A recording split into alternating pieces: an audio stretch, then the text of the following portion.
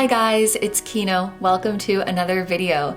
So at the time that I'm filming this, I still don't know what this reading is going to be called, but the idea for a tarot spread came into my mind, so that's what we're going to be doing today, and it's going to be a deep dive into a connection between you and any person on your mind. My intention is for this reading to apply to all kinds of connections, whether that be romantic or non-romantic.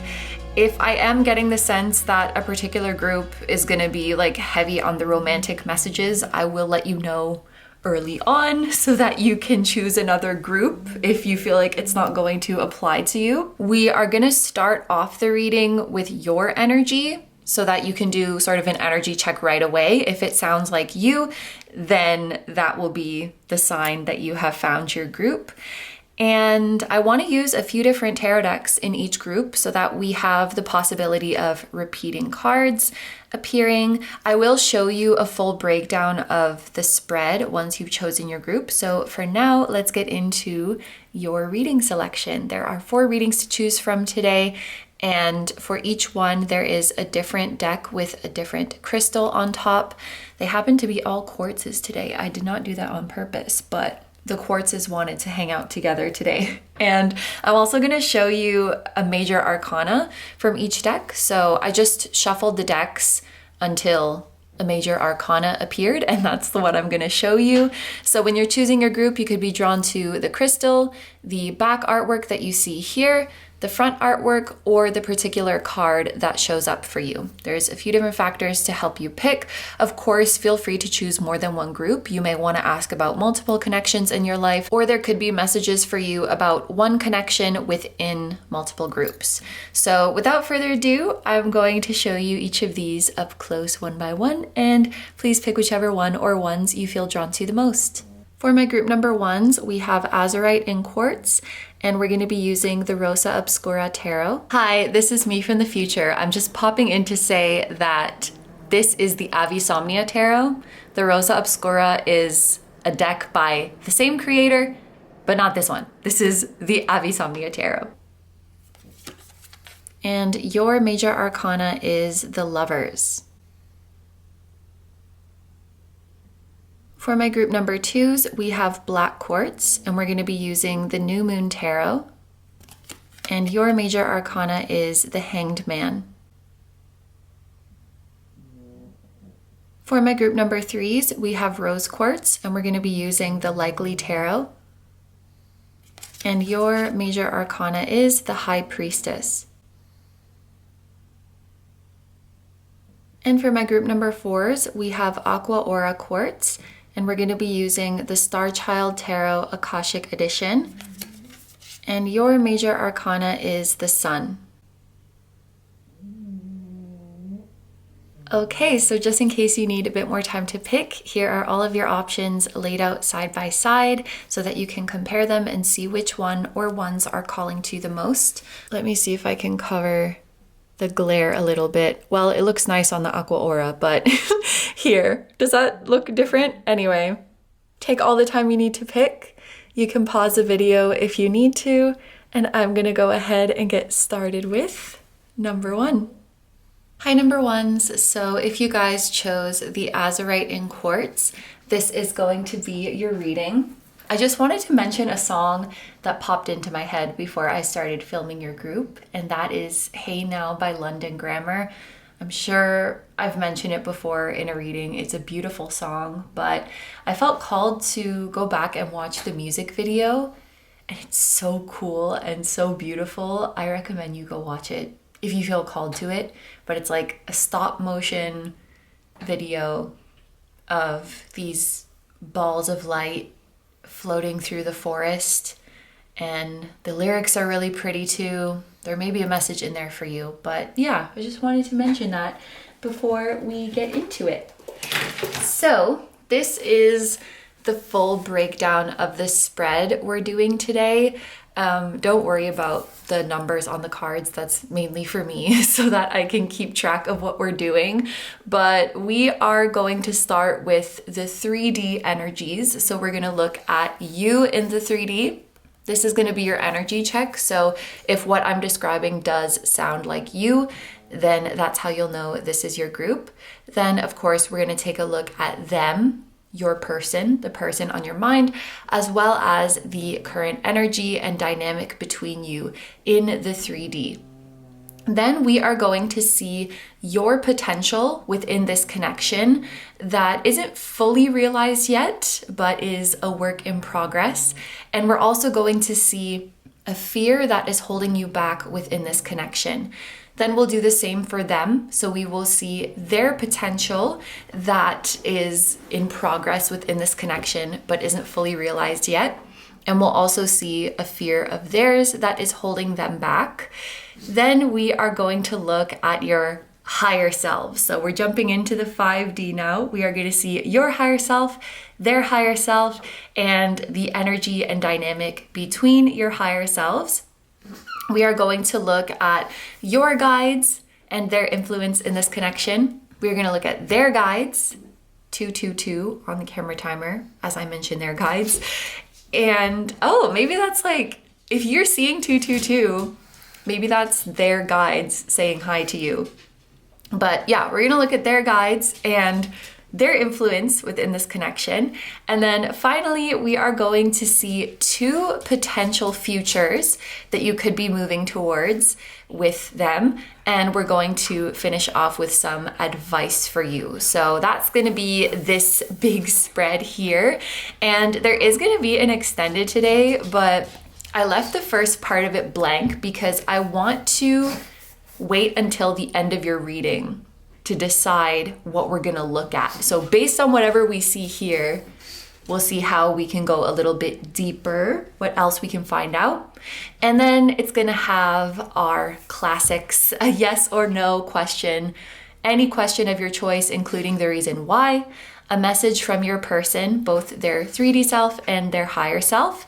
And then we'll finish off the extended with any significant time frames, places, signs and synchronicities that you should be aware of pertaining to this connection. Whew, that was a lot.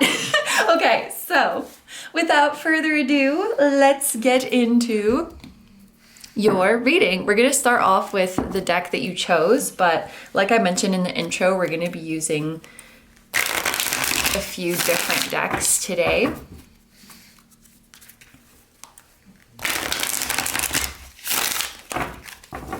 And the first card we're going to pull is you. So this is going to represent your energy.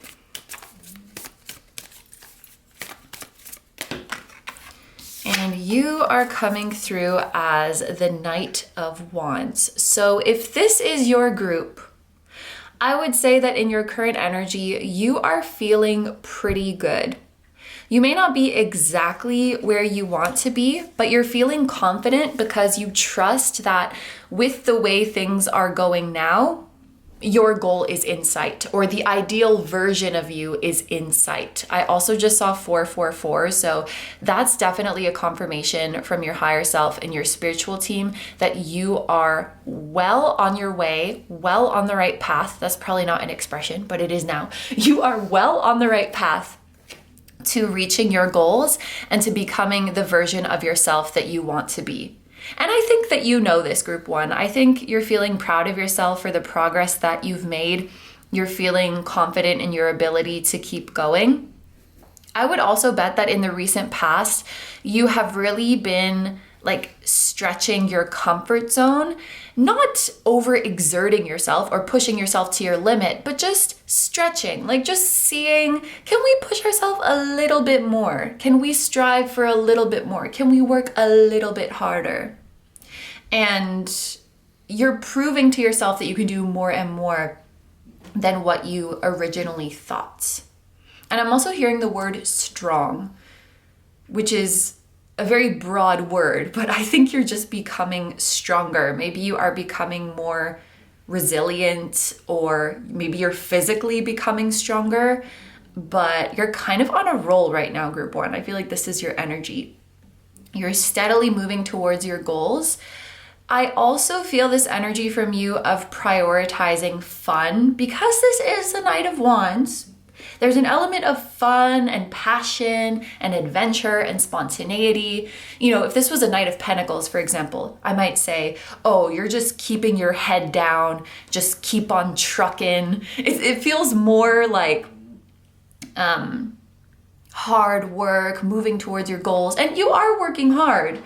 But I think that a big priority for you is enjoying yourself in the process.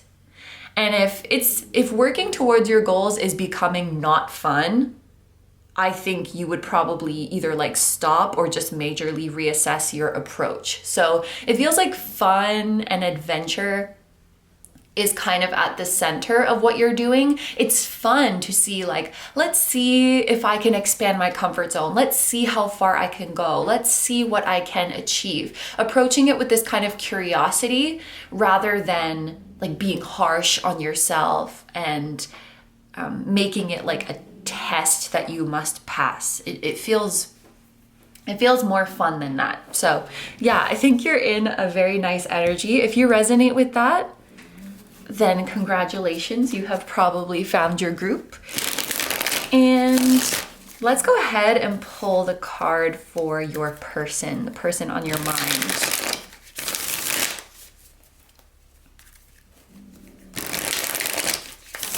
So keep them in your mind as I'm shuffling.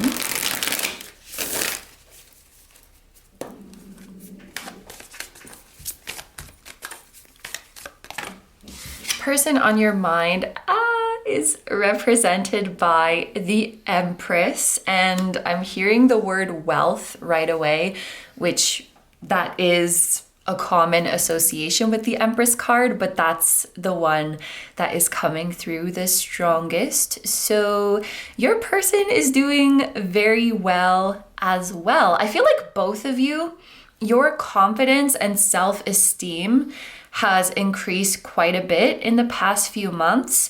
Maybe you're sort of encouraging each other, or your growing confidence is rubbing off on each other, because I see you're both growing in that respect.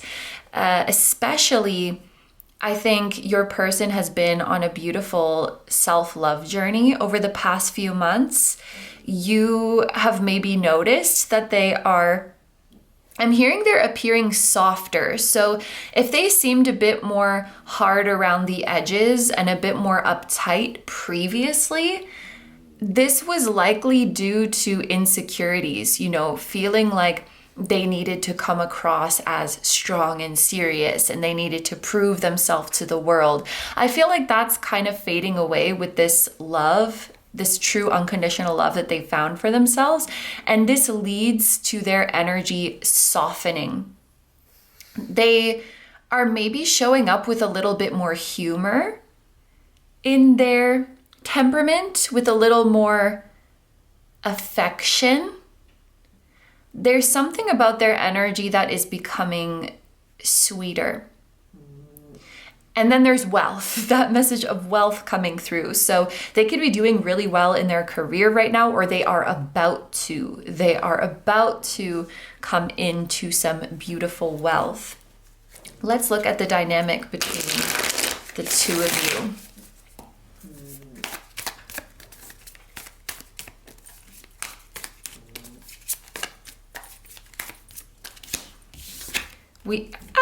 Oh my gosh, okay. This energy is lovely. By the way, fixed signs could be significant to this group. So the fixed signs are Taurus, Leo, Scorpio, and Aquarius. Perhaps you or your person have one or multiple of these signs in your big three. I also want to say Venus in a fire sign could be significant. It doesn't have to be, but those could be confirmation for some of you. Also, really, really specific, but March 17th could be like someone's birthday or the day you met them or something like that. It could also be an important day in the future. But yeah, oh my gosh. The star being the dynamic between the two of you, this is beautiful. I really feel like life is exceeding both of your expectations right now, or it's about to. There's a message coming through about some shared wish of yours coming true. Something that you are both desiring is coming true. Now, this could be regarding the connection between the two of you, like both of you desire for your dynamic to be a certain way, both of you desire a certain outcome to come from this connection, and that is either about to come true or you can see it actively coming true right now. But for some of you, this is also like a wish that both of you share for the world.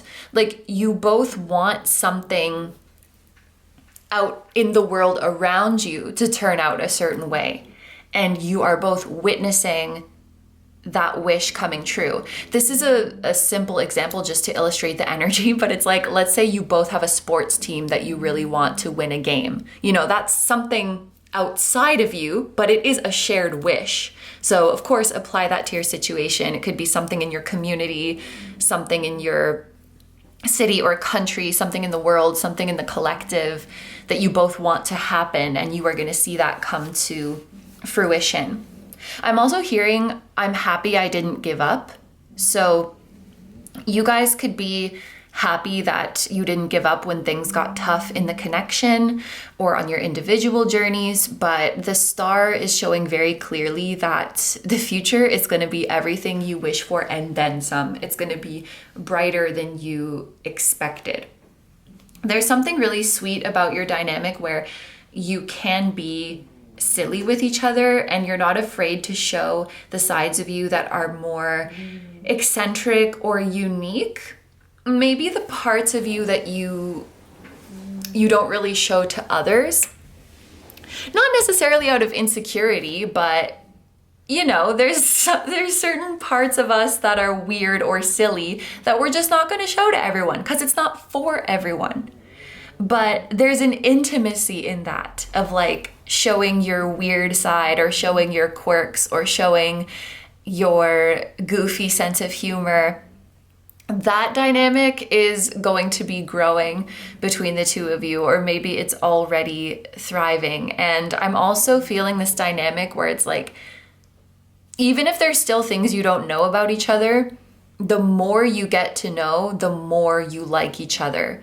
Every unknown that you uncover just makes you like each other more. And I think that there is an excitement on both sides to get to know each other on a deeper level. I'm hearing the word healthy too. So I think both of you perceive this connection as healthy, and that's maybe quite refreshing, especially for those of you who have been in more unhealthy connections in the past, whether that's like unhealthy romantic relationships or friendships, or even like some relationships with family members. If you are used to that kind of rocky relationship, I feel like this connection is really a breath of fresh air because everything just feels so open, honest, natural, and just healthy. Yeah, very nice.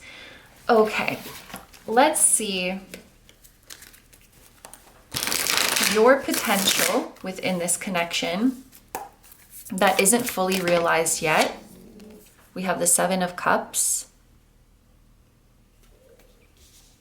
And let's see a fear that is holding you back. We have the Devil. Okay, that's very literal because the Devil literally talks about fears, insecurities, the ego. So a fear that's holding you back, it will have to do with material things, with superficial things. So these could be insecurities regarding your looks, your physical appearance, your career, like how far you've advanced in your career or what your job is, or how much money you make. It could be regarding, I'm also hearing skill level, like insecurities about your skill level in something. For some of you, this isn't going to apply to everybody, but I'm thinking about insecurities related to social media. Like, I think this will be for those of you who actively post, you know, like how well is my stuff doing, or how many likes did I get, or did they watch my story? Did they see this? You know, that kind of thing. So anything in the material world that has to do with like your looks, your job, your skills. Yeah, that sort of thing. I think you get the picture. Insecurities about that could be holding you back because it may lead to you subconsciously showing up to engage with this person in a way that's like kind of performative. Yeah, like where you feel like you have to show your best side. And something coming through really strongly is that whatever material or superficial insecurities you may have, A, they don't see them, and B, they don't even care. So let's say you were like, I have this flaw in my appearance. They don't see that flaw, and even if they did, they would not care that it's there, kind of thing. In fact, I think they would tell you, like, don't push yourself too hard. Sometimes you may feel like you need to work more, you need to do more to like make this person proud, or to quote unquote get on their level, or just appear a certain way to them, and they really don't care. They're really not looking at you in that way, and they certainly don't place the same standards on you that you might place on yourself. So in terms of potential that is currently growing but hasn't developed fully, we have the Seven of Cups. It's interesting in this deck that all of the cups are in a line. This feels like This feels like getting your inner world sorted, getting all of your energy going in one direction. Sometimes with the Seven of Cups, there can be this feeling of too much on our plate, too many options. We need to simplify things. And usually we see all the cups in different places. So there could be it's like you have a lot of energy, you have a lot of potential, but it's scattered right now. If you can concentrate it more, or if you can find the common thread between the different places where you're investing your energy and sort of bring them together, that will be your superpower. I still feel like this is kind of a vague message, but it's something about going from having your energy scattered to making it like a laser that's going all in one direction. And it's not necessarily about removing anything from your life. It's not necessarily about decluttering, although if you feel you need to do that, you can definitely claim that interpretation. It's more like, it's like if I have a messy room, I don't need to declutter it and throw things away. I just need to put everything back in its place. So all the energy is useful, it's just scattered. And figuring out how to organize it and put everything where it needs to be. Maybe we'll get back to this, but some of you may already know what this is referring to, but that's what's being revealed to me right now with the Seven of Cups. Let's see what's going on their side. Potential that they haven't fully realized, that is still a work in progress. The Eight of Swords. So they've made leaps and bounds in their confidence, in their self-love, in their self-esteem. There may still be some times where they feel like they're doing too much or saying too much. So I feel like this has to do with your person being okay with taking up more space, especially with communicating, with their words, with their ideas. There may be times, for example, where they're messaging you or where you're having a conversation and they're still kind of filtering what they say, because they're like, oh, am I talking too much? Is this text message too long? Am I hogging the conversation? Am I talking about myself too much? Am I going too deep? Am I taking this too far? So it's like they're still kind of reining it back when they're talking to you. Comes from a place of not wanting to overstep, not wanting to do too much, not wanting to take up too much space. I feel like their level of like, oh, I'm making this all about me is kind of sensitive. Like if you're having a conversation and it's like 50-50 about you and about them, they might feel like, oh, I talked about myself too much. I shared too much. And so they're sort of working on that tendency they have to make themselves smaller or to say less or to communicate less.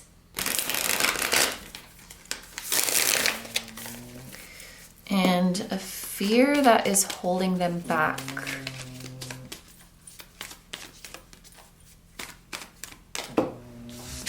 We have the Ace of Swords. So again, this is about communication.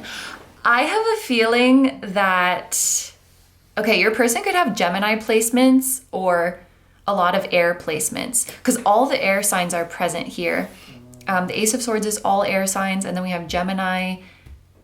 Libra can be associated with the Empress and Aquarius. So I wonder if your person has like strong air energy, or it could be something about their Mercury sign.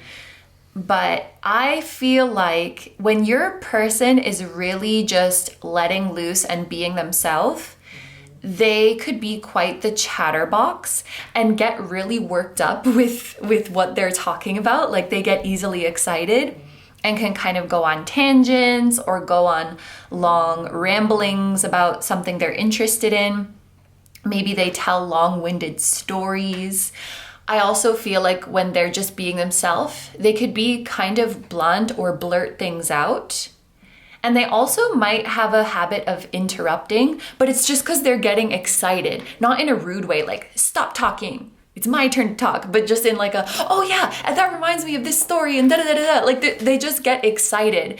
And maybe they have been like scolded for that in the past or shamed for that in the past, and they're just afraid of like, am I coming across as rude? Am I coming across as annoying?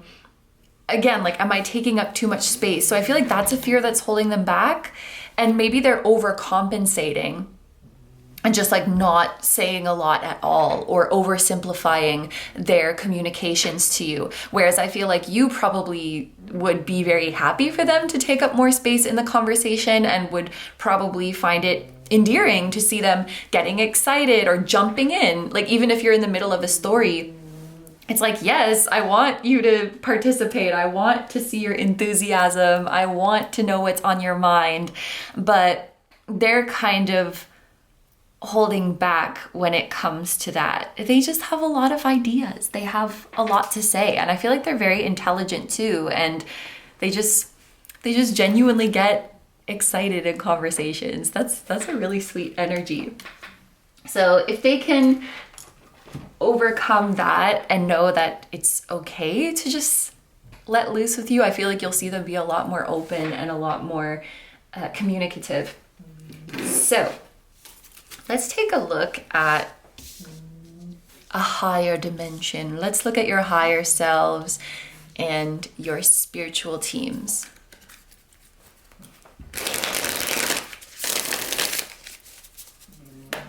The card to represent your higher self is the Page of Pentacles.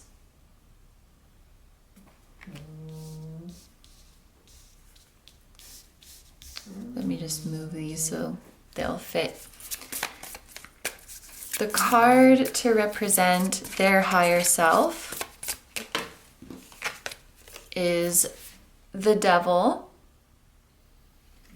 Okay, I feel like that, so there's a link between your insecurities and their higher self. So that's really giving me a feeling that their higher self's main concern is to help you heal these insecurities and help you understand that you're good enough just the way you are. You know, the devil, it's rooted in the ego. it's rooted in the physical plane. So the things that you might be insecure about don't even register in the soul world, are not important in the soul world, are not even looked at or considered. Their human self doesn't even see the flaws that you think exist within you, and their higher self certainly doesn't. And I think their higher self has incredible compassion for you, because it's a trap that so many of us fall into in the physical realm, like worrying about worldly things and thinking that they impact our worth. So I think their higher self gives you a lot of encouragement, a lot of reassurance, and just a lot of love to help you heal from these things. And the dynamic between the two of you is the Two of Wands. So freedom and free will is a top priority in your soul's connection. It is highly respected. I heard some message like free to come and go. So I do have a feeling that you've incarnated together before, but maybe not all the time. Or you may have a lot of, I mean, we all have free will, but you might take a lot of freedoms when it comes to what type of relationship you have. What I mean by that is, I guess I don't feel a lot of heavy like karmic energy around you and this person, or this heavy energy of fate, like we must come together and have this kind of relationship and have these interactions. It feels more like an adventure. It feels more like freedom. It feels more like curiosity. Oh, the doorbell is ringing. I have no idea what this is, but it is a package from London. That's so funny, because the song that I mentioned at the start of your reading is by London Grammar. So London could definitely be significant for some of you.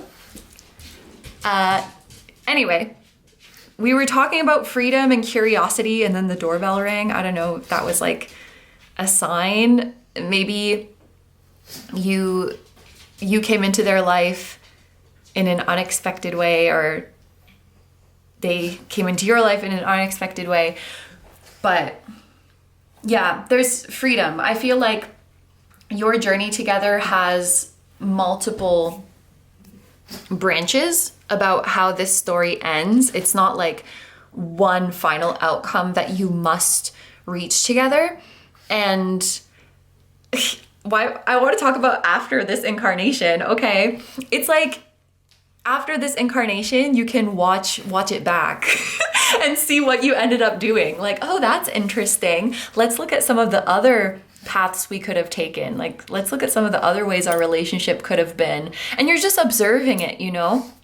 So your journey together does not feel like a test of, will you end up the way you're supposed to end up? It feels a lot more free than that. And I feel like once you come down here on earth, your higher selves are both really respecting each other's freedoms. There's no like, hey, it's this year and date and we were supposed to meet each other. Where are you? It's like, oh, you're doing something else. That's cool.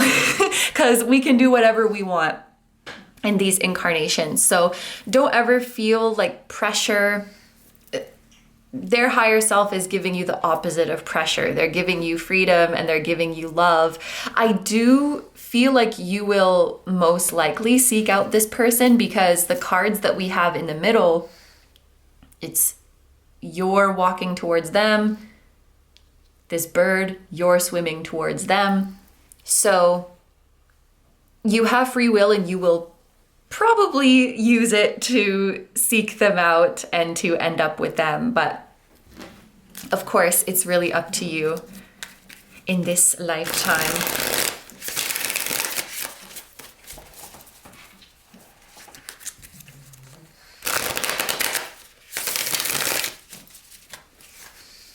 You're coming through as the Page of Pentacles. I think you have a lot of goals and aspirations to attain on your own.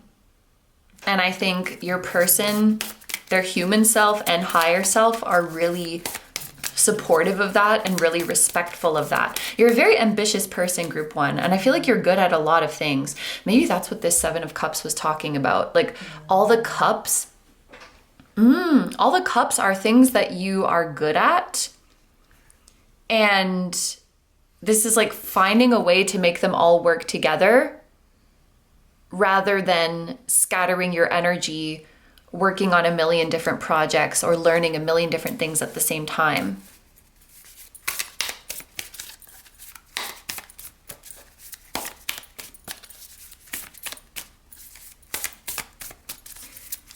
That's another bummer of being a 3D human. Like your consciousness tends to just be in one place at a time. We have to focus on one thing at a time.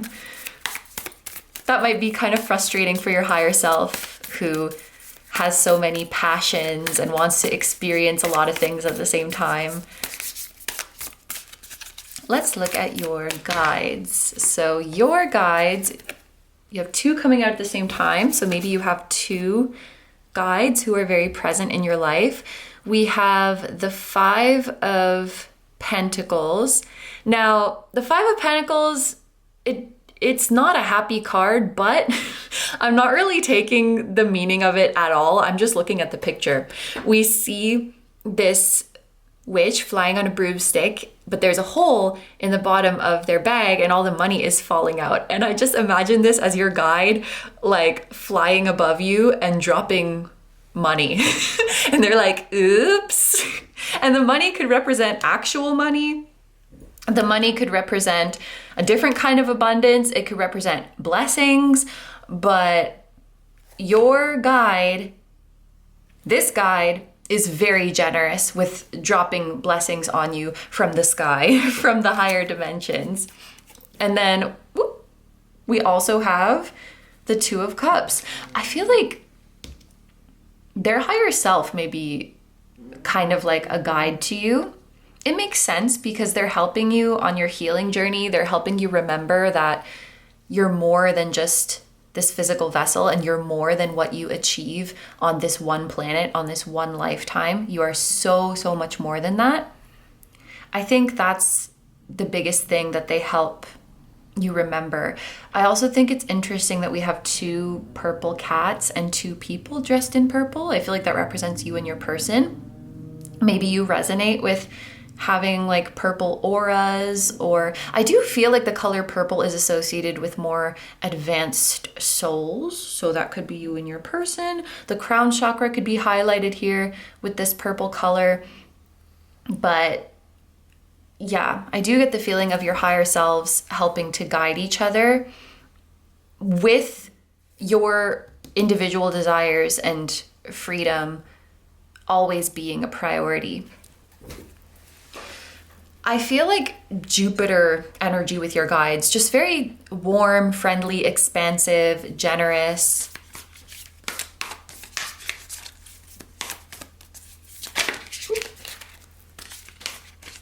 Let's see what we have for their guides and their spiritual team. The King of Cups, beautiful.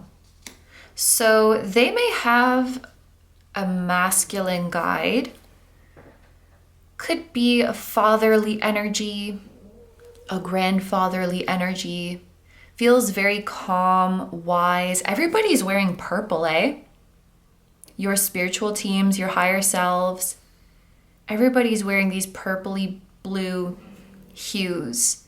So I feel like that color, as well as 222, because we did see that pertaining to their guides, those are significant signs of your spiritual teams communicating with you, especially like their higher self, their guides come through with those colors. But I feel like even their guides are frequently talking to you and frequently helping you.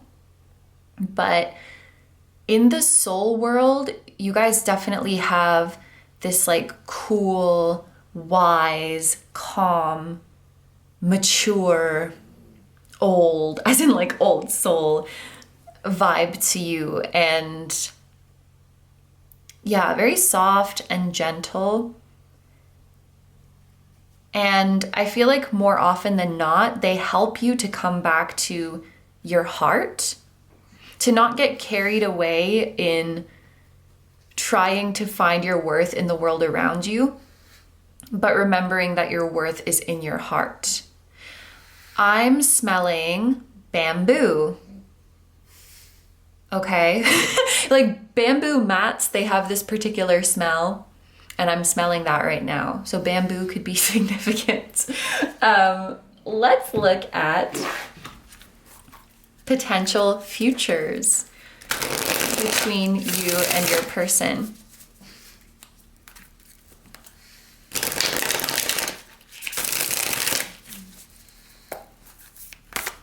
We're going to see two potential futures that you could be moving towards with them.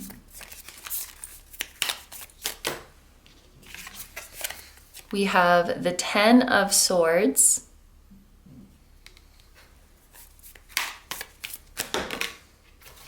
And we have the 9 of Cups. Okay, two very different energies.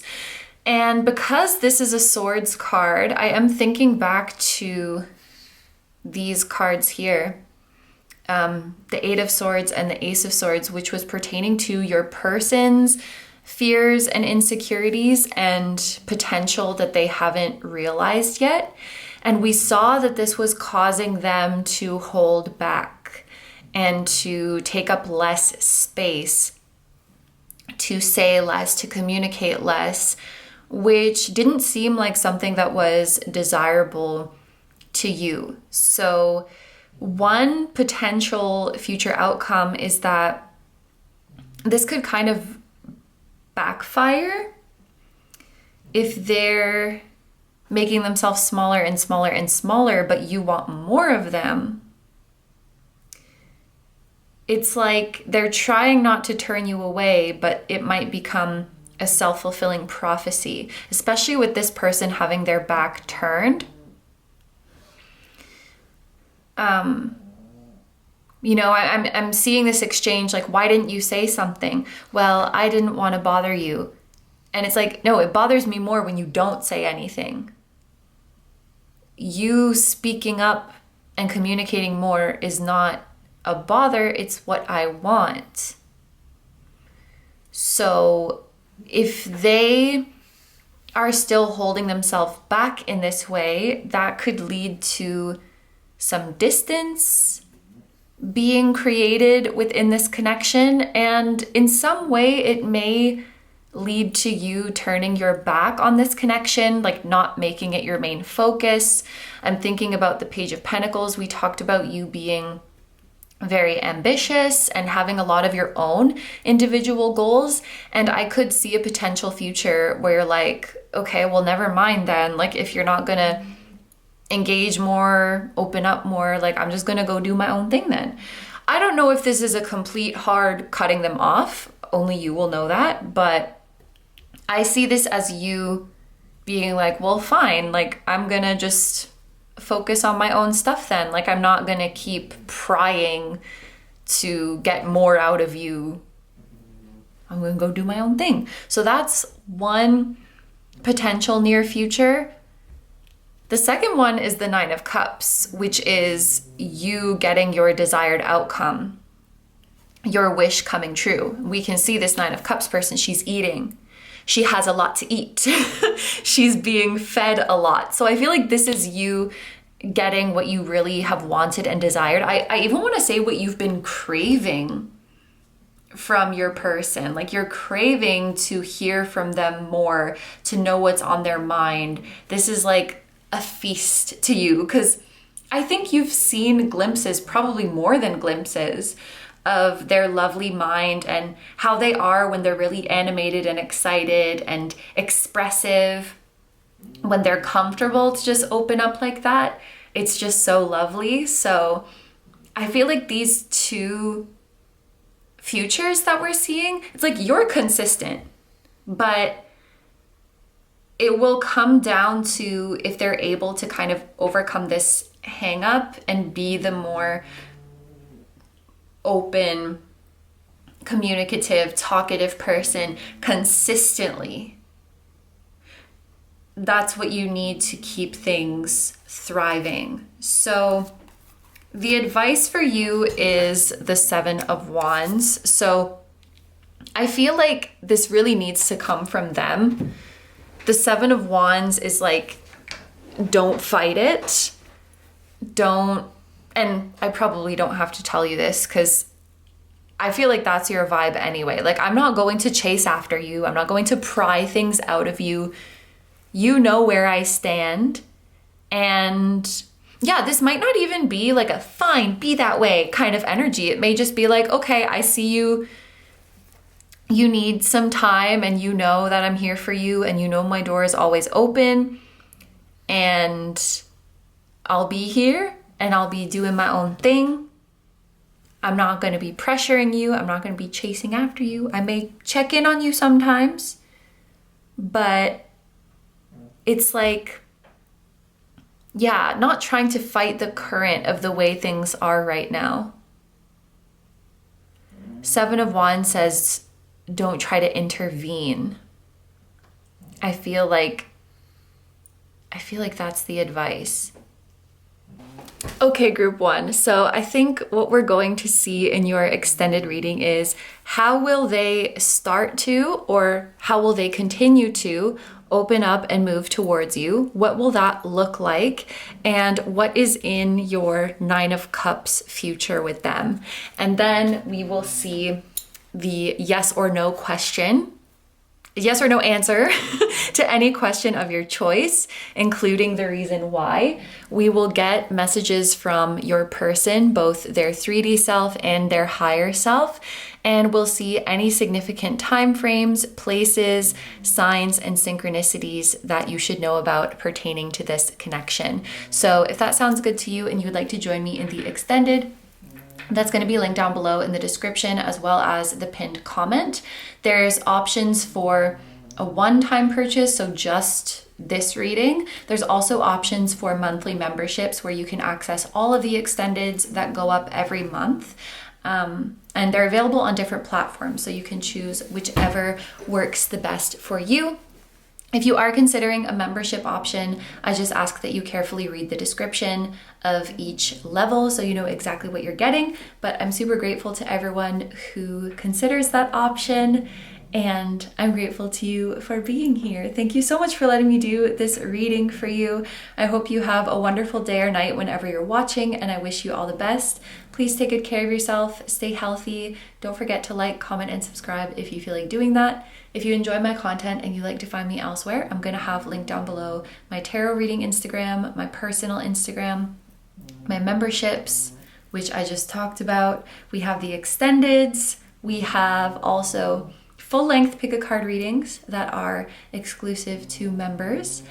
And I will link my music channel, which includes the intro song of this video. That is an original song. I'll also have my latest release linked down below. Thank you guys so much for supporting me, my channel, and anything I do. I really appreciate having you here, and I'm sending so much love to you, your higher self, your person, their higher self, your spirit guides, your spiritual teams, and all of your loved ones, both here on earth and in the other realms. And I will see you guys in the next one. Bye-bye! Hi, number twos. So if you guys chose the black quartz, this is going to be your reading. Yumi is crawling into my lap right now. So I'll do my best to use my hands, but I might have to hold her a little bit. Yeah. Okay, so I wanted to mention a couple of intuitive messages that were coming through before I started filming your group. So one of them was this message that you are working on your pitch. And as a musician myself, the first thing I assumed was that this is talking about you working on your musical pitch. So some of you could be singers or practicing your singing, or this could be like the pitch in your instrument or something like that. But then I realized that this could also be talking about a sales pitch, like you're working on a sales pitch, or you're working to pitch an idea to somebody. Could be baseball as well. There's a couple different things it could mean, but that phrase came through, you're working on your pitch. And then there was also a message about you being someone's top pick. And the way this sort of felt was as if you went to like an interview or an audition.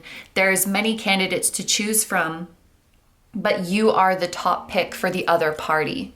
You are their first choice. That could also be related to something within this connection, but those are the two messages that came through intuitively.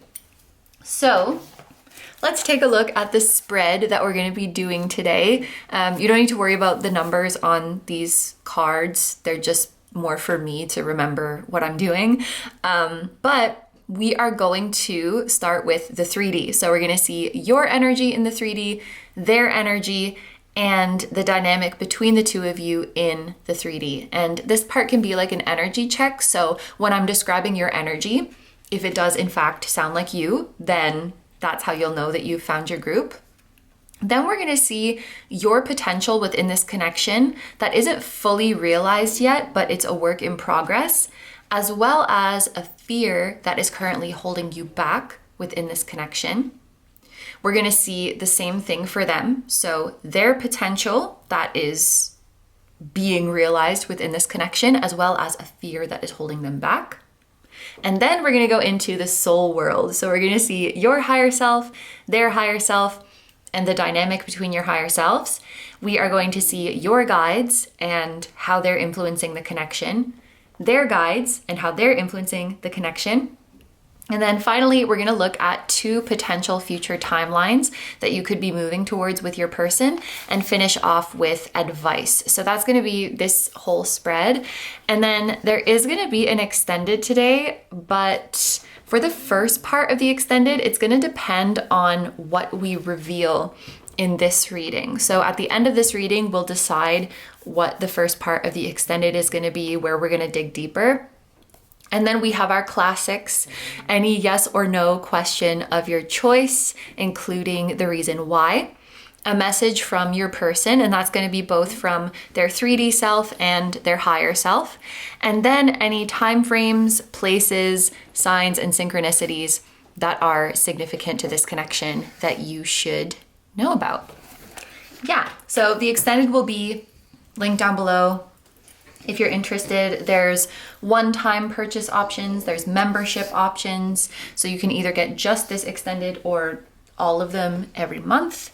If you are considering a membership option, just make sure that you read the description of the membership levels and you know exactly what you are getting. But I'm super grateful to everyone who considers that option, and I'm super grateful to you for being here. Thank you so much for being here, and let's get started. So we're going to start with the New Moon Tarot, the deck that you chose.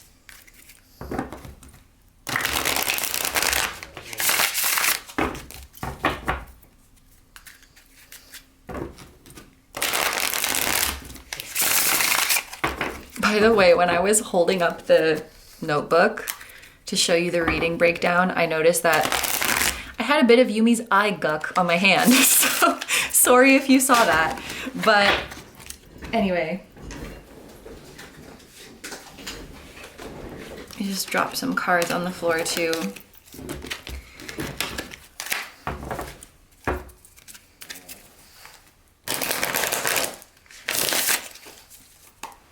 We are going to start off with your energy.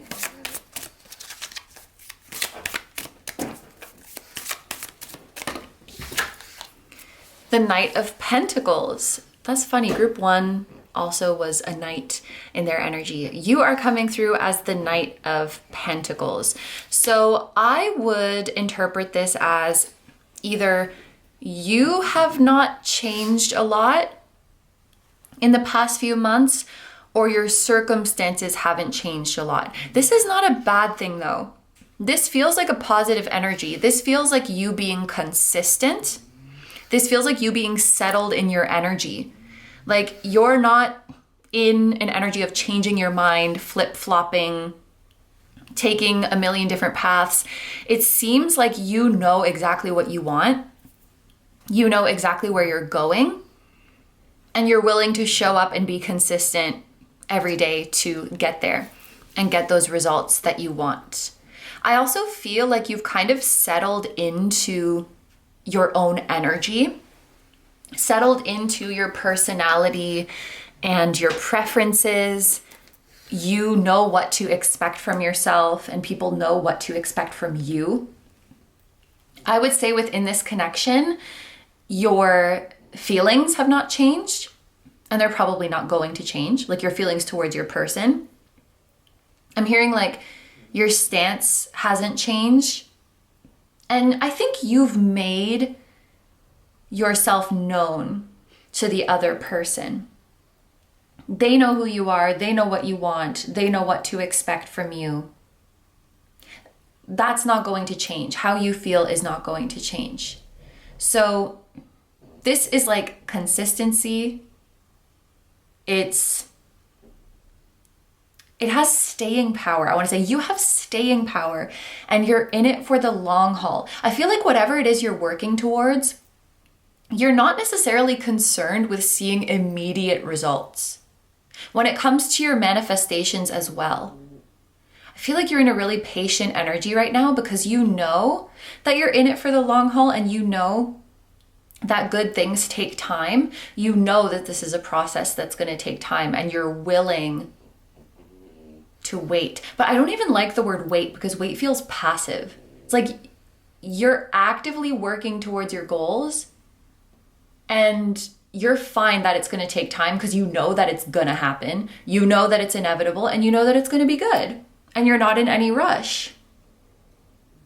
You could also be, sometimes I see with the Knight of Pentacles, a sort of quality over quantity energy. You know, I'd rather manifest something really good and really beautiful and really aligned with me than just manifest a bunch of shit quickly and get instant gratification. I'm respecting the process. I'm respecting the process of the physical realm, the process of myself, the process of Mother Earth, the process of the universe. Like, I'm vibing, I'm taking my time, and I know we're gonna get there. You seem very certain and self-assured and trusting in the universe. I like this energy a lot. Okay, let's look at your person's energy. So if that sounded like you, how you've been feeling right now, then congratulations, you have found your group.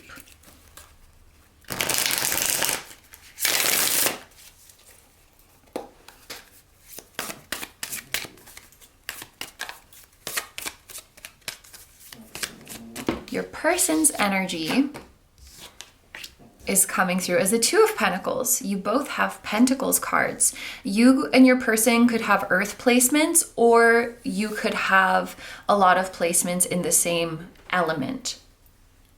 I also think that if you're not already, you are going to consistently be part of each other's lives in person. And it seems like equal initiation. What I mean by that is, it seems like you would, for example, text first just as much as they text first. When you hang out, you're inviting them just as much as they're inviting you. That's your current dynamic, or that's about to be your dynamic. But you're seeing each other on a regular basis. There could be something that you are frequently checking in with each other about, or something that you are working towards together. But I'm hearing the word productive. Like, every time you see each other, it feels productive. So this could have to do with literally like working and being productive, but it could also be like we had a productive conversation, or we were able to share constructive feedback with each other. We were able to make tangible progress in our connection. This is your current dynamic, or your very near future dynamic. And the ratio of in-person interaction, it's going to be bigger than virtual interactions. Like, you are physically in each other's lives. That's what I'm picking up on. I feel like there was something else I wanted to say, and now I don't remember. But I do feel like this connection is kind of a slow burn. So you could be taking it slow, taking your time. It really does seem like both of you want to build something meaningful and you're not rushing. But I feel like you really do match each other's energy. It's easy to be together because you have a similar temperament. Seems like you're both on the laid back side and you're both mature. You just vibe very well together. It's like water and water. It mixes together immediately. I'm also seeing this scenario where you're meeting, and even though there's a lot of people in this space, you just gravitate towards each other because your vibe recognizes their vibe. Like, oh, that's one of my people. So I don't know if this actually happened. Like when you met them in the first time, it was in a group setting and you just gravitated towards each other because like attracts like. You sense like, oh yeah, this is someone who gets my vibe. This is someone who has the same temperament as me. We're gonna get along. Or this is just more metaphorical that your energies seek each other out. Your energies attract each other.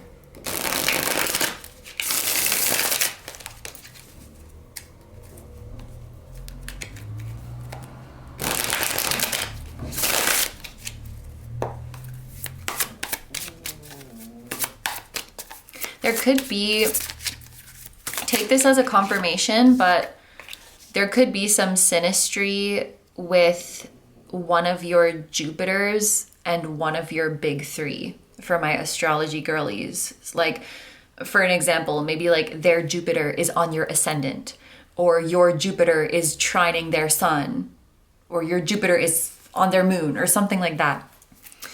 So for the dynamic between the two of you, we have the Seven of Cups. So I feel like what's going to unfold between the two of you, what's going to come of this connection, what you're going to create together is still kind of uncertain. It's still up in the air, and I feel like it could go many different ways.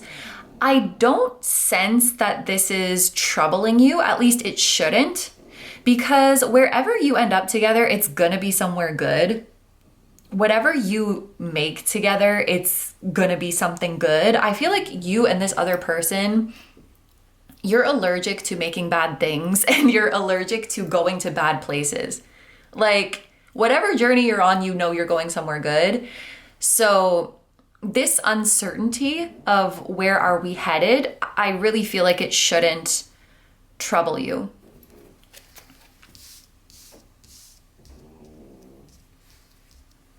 Okay.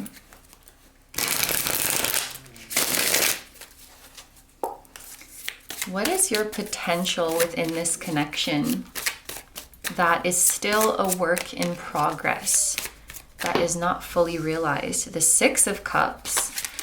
And what is a fear that's holding you back? The Seven of Pentacles.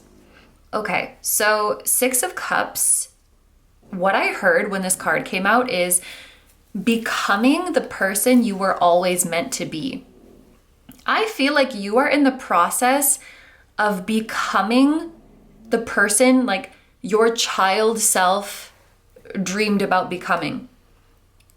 You're in the process of realizing your childhood dream. That dream of when I grow up, I want to do this, I want to be this. You are in that process. And maybe sometimes you have a big lesson with patience, but I feel like you've made huge progress with it. We've been talking, or I've been talking about you being at peace with the process, trusting the universe, being patient. That is maybe something that did not come easy to you at first. I think it's something that took a lot of effort, that took a lot of self-awareness, mastering this art of surrender, being okay with not knowing the exact timeline. You know where you're going and you know it's going to be good, but there's so much along the way that is unknown. And that's okay. That's normal. And I think a lot of your journey has been about making peace with that and trusting. And there's kind of a contradiction in this energy, because I feel like on one hand, there's a part of you that says, oh, I'm so sure that my dreams are coming true. Like, it could not be any other way. I'm so sure this is happening. But then there's another part of you that gets uneasy when things are taking a long time. And it's like, well, if you're so sure that it's going to happen, which it is, let me just tell you that, then the passing time should not bother you. And by the way, this is not like a call out, because humans all have some kind of contradiction in their brain. We're just contradictory beings. So I feel like there's this one part of you that's so patient and trusting, but then there's this other little voice in your head that's like, it's taken off a long time, isn't it? Maybe it's not going to happen for you. You may be someone who reaches your biggest dreams and successes, quote unquote, later in life.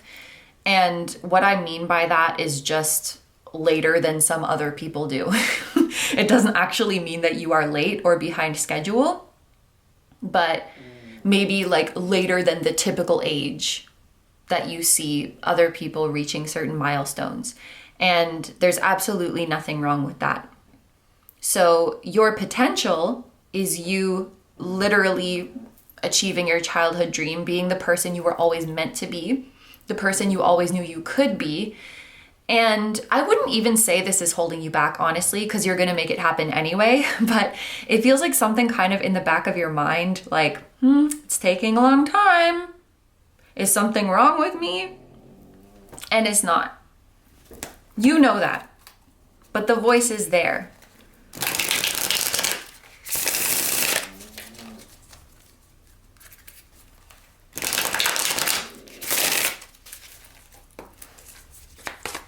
What is a potential that they are still in the process of realizing? The Emperor.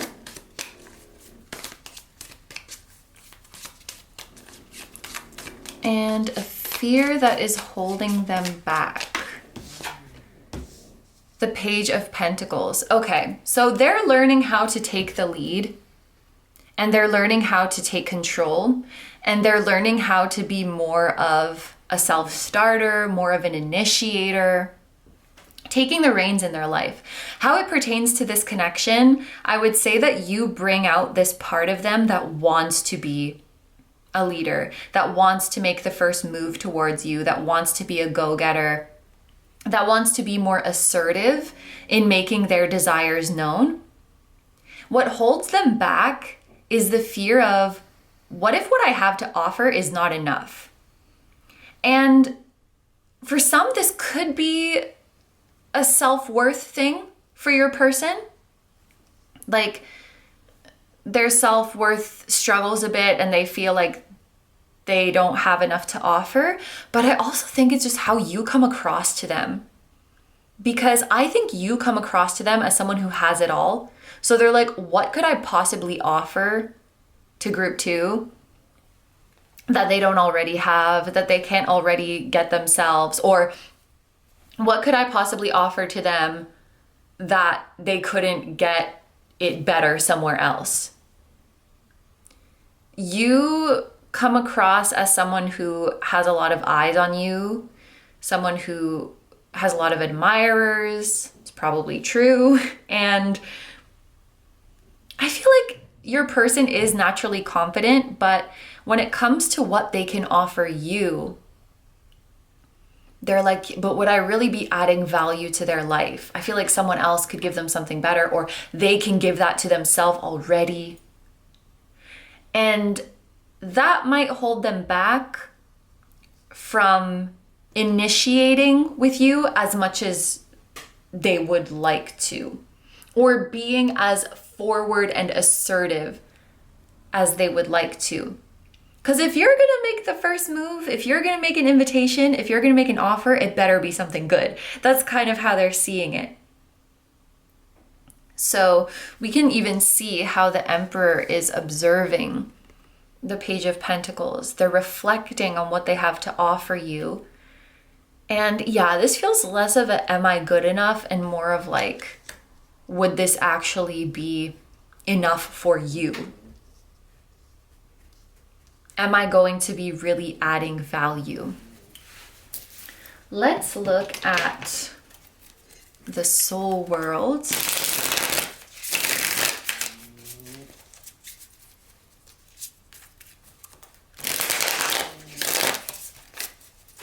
We are going to look at your higher self. Your higher self is coming through as the King of Cups. Okay, this is giving old soul energy. It's also giving the energy of a higher self who is very calm. I'm noticing the King holding the cup and I'm hearing, I already have it.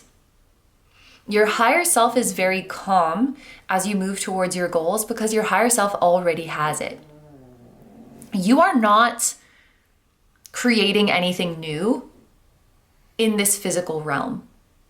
You are not creating something that wasn't, oh, I just saw 2222. You're not creating something that wasn't there before. You are just reflecting what already exists in the physical realm. When you start experiencing your dream reality, and I feel like you're already starting to, like it's beginning, it's happening. Don't think of it as like it wasn't here and now it's here, because it was always in existence and you always had it. It's kind of like when you're watching a movie, the happy ending already exists. It's already in the, why do I want to say in the DVD? Like the data of the happy ending is already in the disc. It already exists. You already have it in your hands. You just haven't watched to that part yet. So it's already there, but now you're observing it. You're at the part where you observe it. Your higher self always had it. Your higher self was always holding it. So they're chilling.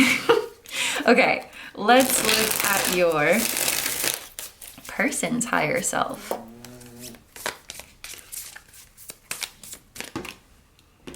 Your person's higher self is coming through as the Hanged Man, which is interesting because that's the card that came out in the intro when you were choosing your group. We looked at the Hanged Man in this New Moon Tarot deck. I don't know why you felt drawn to the Hanged Man and why you chose this group, but if you have some affinity to the Hanged Man, or if that card has been following you around, that is probably your person's higher self talking to you. And if you felt intuitively pulled to choose this group, that was probably their higher self whispering to you to choose this group. It's funny, in the 3D, you're both coming through as earth. In the soul world, you're both coming through as water. So there is definitely this feeling of you being the same element. Again, if you're into astrology, I wouldn't be surprised if you have a lot of like trines in your synastry, like placements that are in the same element and that are harmonious with each other. I just feel like your energy blends together really well. Obviously, your energy is more fluid in the non-physical dimensions, and I feel like telepathy between the two of you is really easy. Exchanging any information is super easy. And I feel like a lot more than you realize is telepathy with your person, because you're not just talking about the connection. They can pop into your head to give you a solution to your problem, to remind you where you put something when you misplaced it, to give you guidance on how to handle certain situations. It may not always be obvious that it's their higher self, but they're popping in with little everyday messages like that, little things to help you along the way. And I do feel like you are in frequent communication. I am realizing with the 7 of Pentacles and this Hanged Man that this energy of you being patient and waiting probably has a lot to do with you waiting for this connection to come through or materialize the way you want it to, waiting for some outcome, waiting for some result.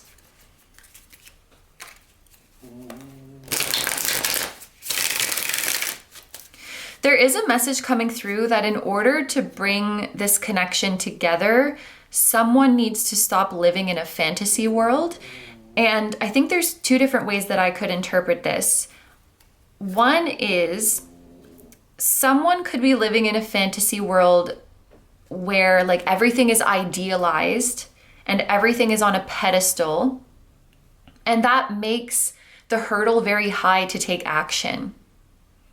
If they're living in this fantasy version of the future where everything is perfect, then any action they try to take to make it happen won't feel good enough. Like it's not perfect enough.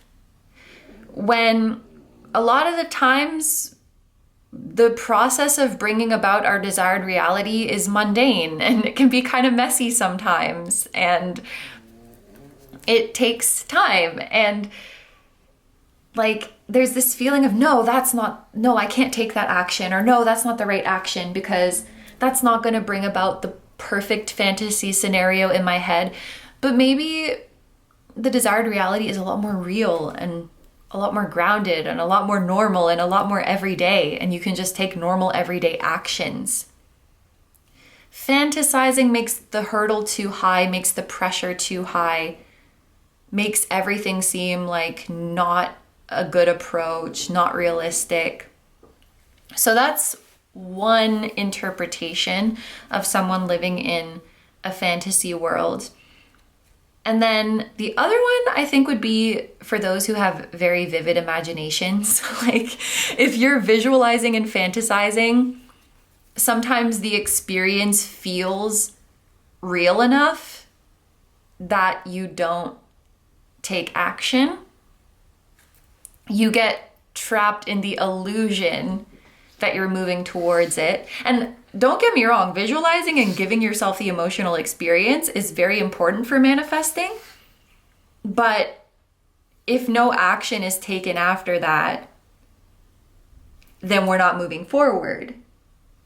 So this could be your energy or your person's energy, but at some point, the fantasy has to be grounded, and things get grounded with action.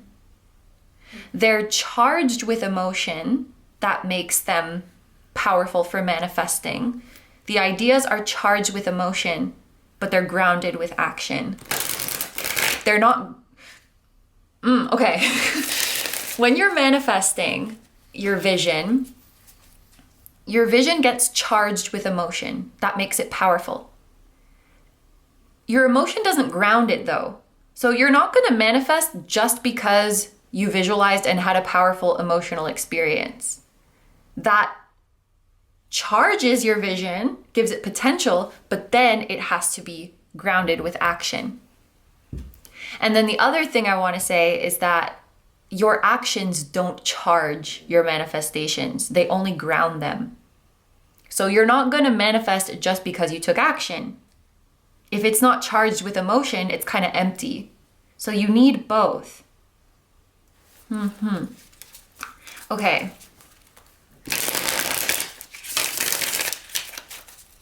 Let's pull a card for the dynamics between the two of you in the soul world. We have two cards coming out.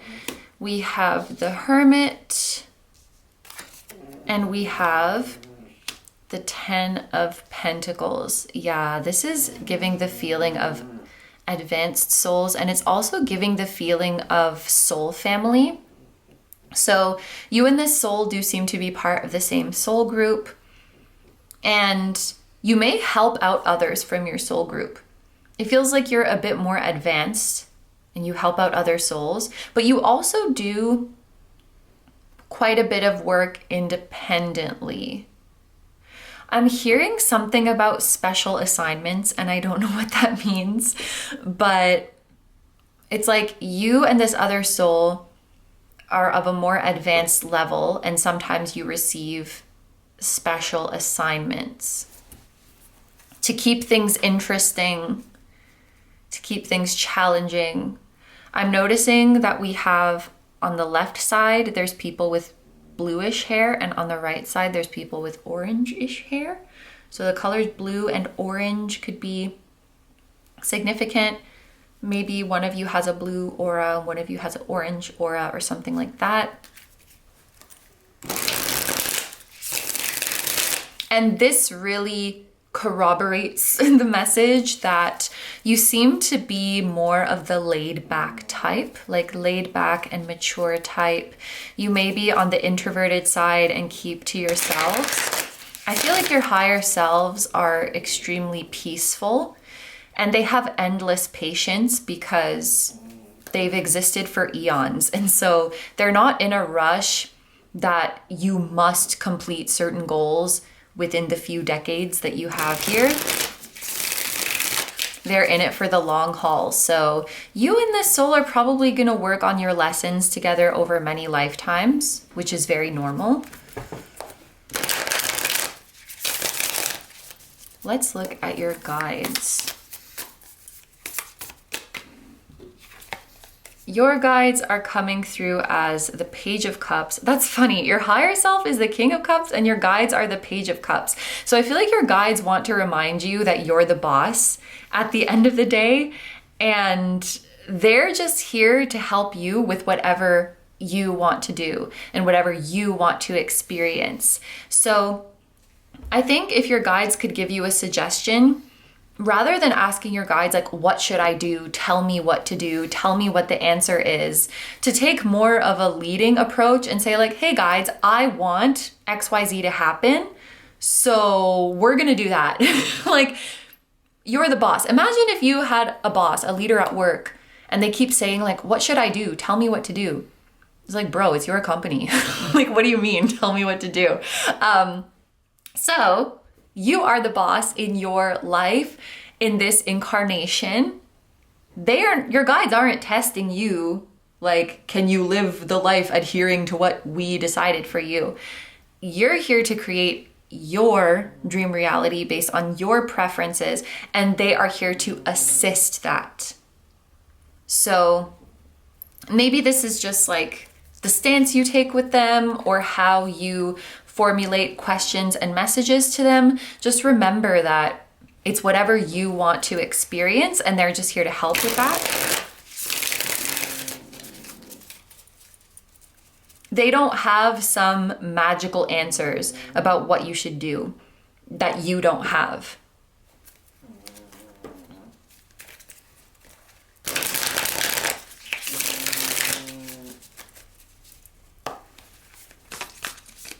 You could have a guide who is childlike or who appears as a child.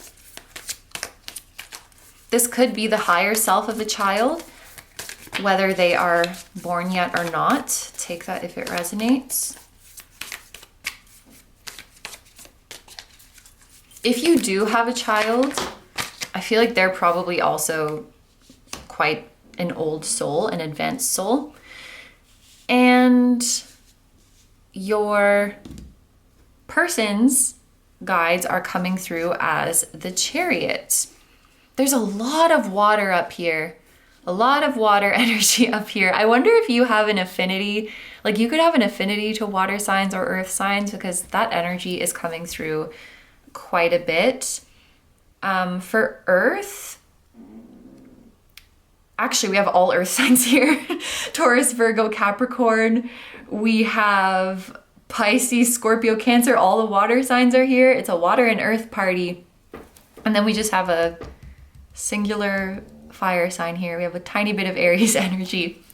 But anyway, their guides are coming through as the Chariot. So we see your person's higher self kind of hanging out, taking their sweet time. And I feel like their guides are trying to urge them along. Like, let's speed up this process. So I would bet that their guides are very actively helping them right now with embodying this Emperor energy, with taking more of a lead, with being okay to make the first move, to take the reins and be more assertive towards you and in their life in general. they are being slow. I will validate that for you, group 2, because I feel like you've been in an energy of waiting for them. You're, again, I don't really like the word waiting because it sounds passive, and you're definitely not in a passive energy right now. Like, you're manifesting like crazy. You're putting in the work for your growth, and that is ultimately leading to a union with this person of some kind. But they're like just hanging out. I don't know, are they stagnating or are they just moving really slow? I don't know, but their guides are nudging them to speed this process along because there's no reason for this pause. And I've definitely used this analogy before, so let me know, maybe you've heard a reading in the past where I said this, but I'm imagining those games where you finish a level and then you have to walk to the checkpoint to go to the next world or go to the next level. So it's like they finished the level and they're just chilling there. And it's like, walk to the checkpoint. Like, let's go to the next thing. It's not like they still have some things to do in this cycle. They're just kind of hanging out. They're just kind of hanging out. Okay. Let's look at the future.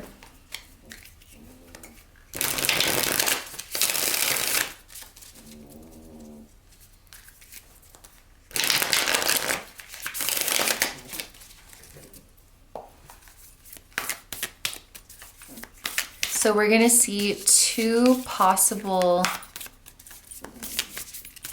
future timelines for you and your person. We have the Page of Pentacles. Oh, that's a repetition. And this is the card that represented them making an offer. So one potential future timeline is them making you an offer. This feels like putting out a feeler because the Page of Pentacles is a small offer. They're making you a small offer to see how you react. And if you react positively, then they will offer you more. It almost feels a bit timid. I just heard their guide say close enough because, okay, they have a sense of humor clearly because this is your person's potential. Their potential is the emperor, to be like this roaring lion, tiger, leopard, wild cat vibes, like to be assertive, to be a leader, to go after what they want confidently, you know? And they want to offer you something, and there's no reason that they can't offer it right now. So their guides are saying like, hey, group 2's person, let's get a move on. Let's become this fierce, assertive tiger that you are meant to be. By the way, Year of the Tiger could be significant. And then they're giving you this offer that just feels, it's kind of shy. It is endearing. It has heart, but it's not their full potential or the full value, the full impact of what they can give you yet, but they did it. And their guides are like, close enough, welcome back, group 2's person. That's the vibe. So it's definitely going in a good direction. They're gonna see how you react. And if you react positively, they will offer you, again, something bigger. And this is just about them building confidence as you respond well to their advances, if you will.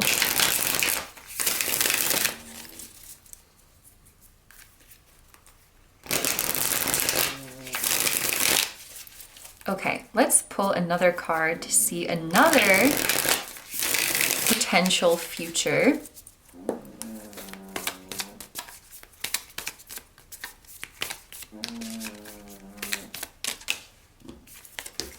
We have the 4 of Pentacles. Okay, so another potential future timeline is that they just hold on to whatever they want to offer you. So this feels like there's already a very specific thing that this person wants to offer you.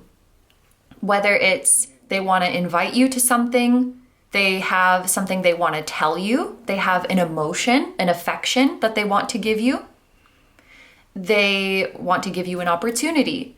They want to offer you a certain type of relationship with them. They already know very specifically what it is they intend to give you. It's just about, will they give it or not? So this is the example coming to my mind. It's as if they wrote you a letter already, or they typed up a message already. And this is just about, are they going to hit send or not? They've already visualized the scenario of giving you this opportunity or giving you this invitation. The draft of their action exists, or the thing they want to give you already exists. It's just a matter of, are they going to put it out there or are they going to hold on to it? It almost feels like the energy, and if you're a creative, you'll understand this feeling of when you create a project and you're like, am I going to release this to the world or am I just going to keep it to myself in my own little bubble? Because putting it out there feels really vulnerable. It's like giving the world a piece of you. So this offer that they want to give you, in some way, like it's personal. It feels like a piece of them. And there's an immediate future timeline where they give it to you, and there's one where they hold on a little bit longer. For advice, we have the Three of Pentacles. I cannot believe how much Pentacles is coming out in this reading. Like an earth and water. It's all earth and water except for one card. That's crazy. You'll have to let me know if you or your person are like earth or water signs, because that is just silly. I think we were talking about trines, like in your synastry, you could have a lot of trines. You could have a lot of sextiles as well, or just like a significant sextile in your synastry. But anyway, the advice is Three of Pentacles. I think your guides are saying, like, just keep moving. You already know what to do. I'm going back to one of the first messages in your reading that was like, your energy hasn't changed. You seem to be working on the same things, keeping the same approach, keeping the same or a similar routine. You have the same goals, you have the same dreams. I feel like my group number 2s, you're the type of person who will nurture a dream for years. And I just heard that's what sets you apart from the rest, because there's some people, and it's not like someone's better or worse, but there's some people who they like dreams and goals when they're new and shiny. And if they don't come true right away, or if it gets kind of mundane, they're just like, nah, and throw it away, on to the next shiny goal. It seems like you've had goals that you treasure for a long time, and you've been working towards them for a long time. And it's like, if you asked you 10 years ago, what's your biggest dream? And ask you now, what's your biggest dream? You're probably going to say the same things. And it's like, if this has been in my heart for this long, it must be real. This, like, it's not a phase, it's not going anywhere. So you know what it is that you're here to experience. You know what it is that you're actively creating, co-creating with the universe. So I think the advice for you is just keep moving. Like, just keep moving, just keep working towards it, because ultimately it is gonna lead to a union with this other person. Like, it just is. It's just a fact. Like, the same way a river is going to lead to the ocean, that's not an opinion. That's not an option. It's what the river does. It just goes to the ocean. So you're the river. If you keep flowing, you're going to get home, I want to say. Ooh, that's emotional. You're going to get home. You're going to get to the happy end that's in your little DVD disc. CDs or DVDs or discs or vinyls. I'm thinking of just any kind of disc could be significant to you. That could be like related to your hobby or work that you do. I have a huge case of a bunch of SD cards. Does that count as a disc? Kind of, maybe. Anyway, it's all in there. The data's already there. I'm imagining your desired reality is like little data, little pixels. Like it exists. And you're gonna observe it soon. Whether you like it or not. Ominous positivity. Okay, yeah, keep moving, keep working, stay busy. You're doing all the right things. I feel like don't switch anything up in your routine or in the way you're going if it's coming from a place of fear. If you're like, I'm gonna try doing something different just in case the way I'm doing it now isn't right. If that's the angle that you're coming at it from, then don't change anything. But of course, you can change if you feel inspired to change. I feel like you're just gonna keep going with this Knight of Pentacles, with this Three of Pentacles. It just seems like you're really on the right path.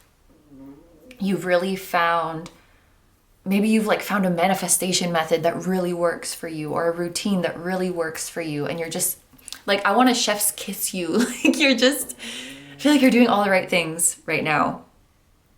And your guides are super proud of you.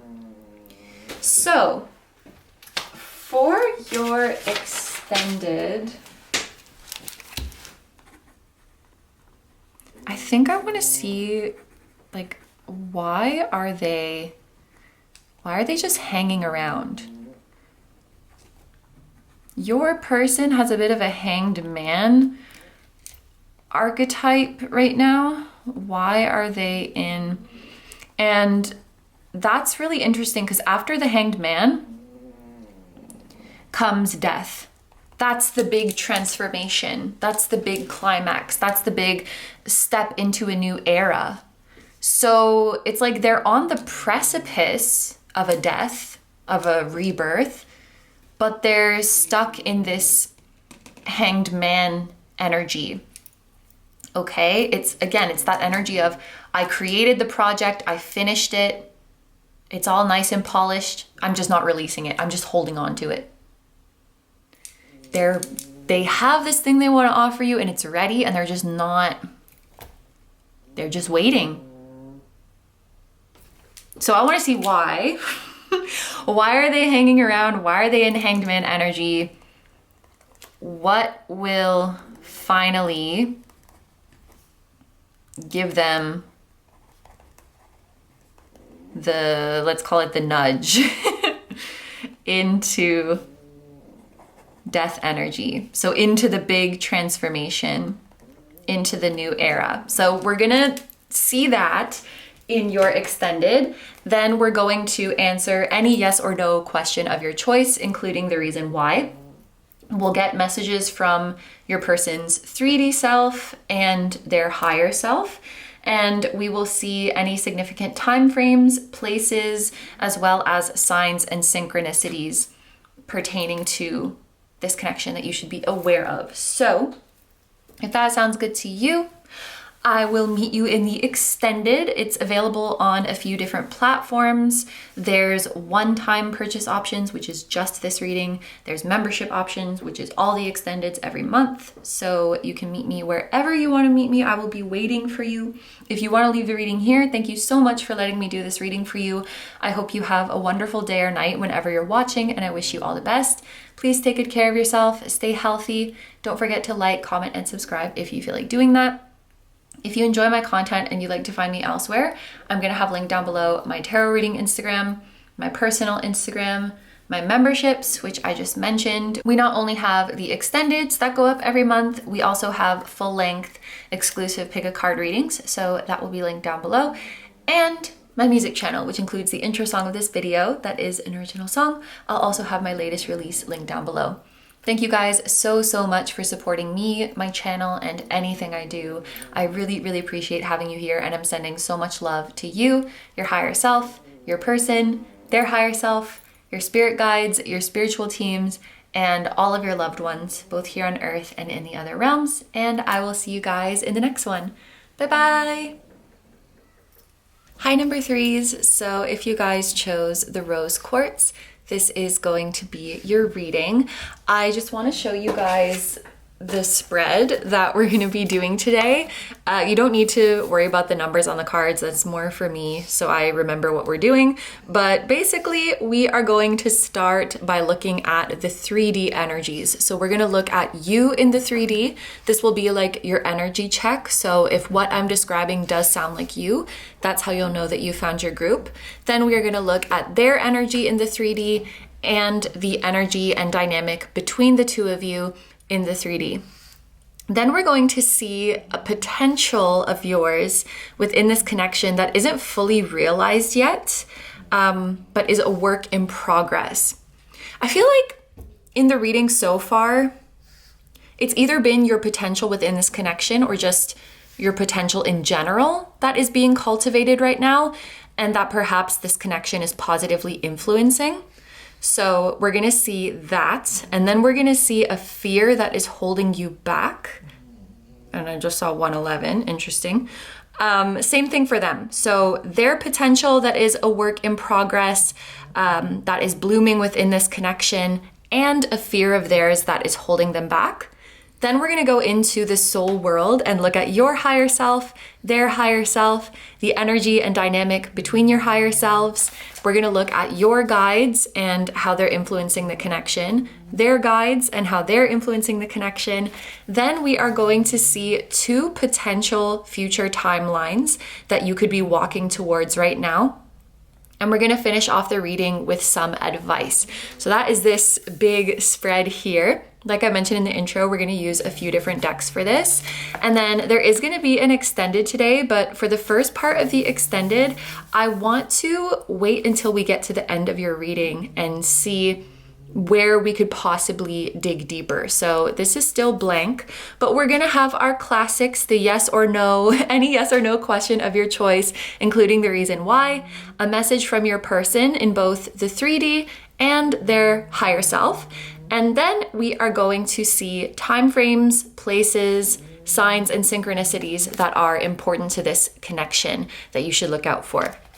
So it's gonna be an in-depth one today. And let's just get right into it. We're gonna start with the deck that you chose, which is the Likely Tarot.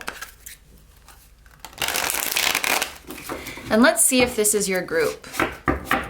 So the first card is gonna represent you right now in the 3D.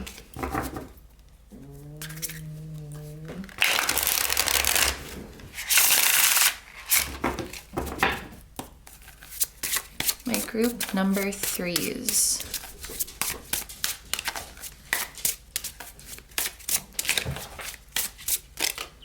Your first card is the 8 of Swords. So this would indicate that right now in the 3D, on some level, you are holding back. Now, this could be in your life in general or within this connection, but there's a feeling of you could do more. You could give more of yourself, but you're holding back. I just saw 333. So you need to know that you have a lot to offer and you are loved. It's funny, this card also came out in group number 2. It was in a different position, but we were talking about someone who, Mimi wants to come on the chair. Hey. We were talking about someone who maybe feels like they are too much, like they're doing too much, and so they sort of hold back their energy. And this could manifest in many different ways. As it pertains to this connection, this could be like you want to reach out to your person, but then you don't because you're like, oh, I don't want to bother them. Maybe I've been texting them too much, or I want to check on their energy, but maybe I've been checking on it too much. Maybe I just shouldn't. It's like you're trying to make your energy smaller or trying to make your feelings smaller. If this is manifesting outside of the connection, this could look like you not going after opportunities because you feel like, well, what if I'm not ready for it yet? What if I'm not good enough? What if I embarrass myself? What if I don't do a good job? What if somebody else would do a better job? I should just sit this one out. I should just step back. Like, this is very much the energy of holding back and making yourself smaller. And as I sit with this energy more, I feel like this is manifesting within the connection, but also in your life in general. For some of you, you could have had a recent interaction with your person where you came out of it really overanalyzing everything you said, everything you did, especially through the lens of, oh, I was doing too much. You know, like I was talking too much, or I was asking too many questions. I was probably annoying them. They probably thought this and that about me. This can put us in an overthinking and overanalyzing energy because it's related to the sign of Gemini, which is very like mental, intellectual. It's also associated with the planet of Jupiter, which just magnifies everything and blows it up. So you could also be in an energy about stressing out over details. An easy example of this is like you send your person a text message and then you're like looking over every word you said, or like, did I use too many emojis? Is my punctuation okay? This is the kind of vibe that I get with the Eight of Swords. So we're feeling a little bit nervous. We're feeling a little bit nervous within this connection. And it's just because you care about your person, right? You want to make a good impression on them. But I do think for some of you, this goes into something broader in your life where you're trying to take up less space, or you're afraid of being too much, or you're afraid of being perceived. You don't want your energy to be a burden or to be imposing too much. And so you're sort of shrinking. That's the vibe that I'm getting with this Eight of Swords. So if that sounds like you, then you have found your group. Yeah, I feel like there's a lot of instances where you've wanted to reach out to your person or you've wanted to make a move, but you stopped yourself because you're like, I don't want to be too much. I don't want to be too forward. Whoop. Okay, let's see what their energy is doing. What's going on with your person?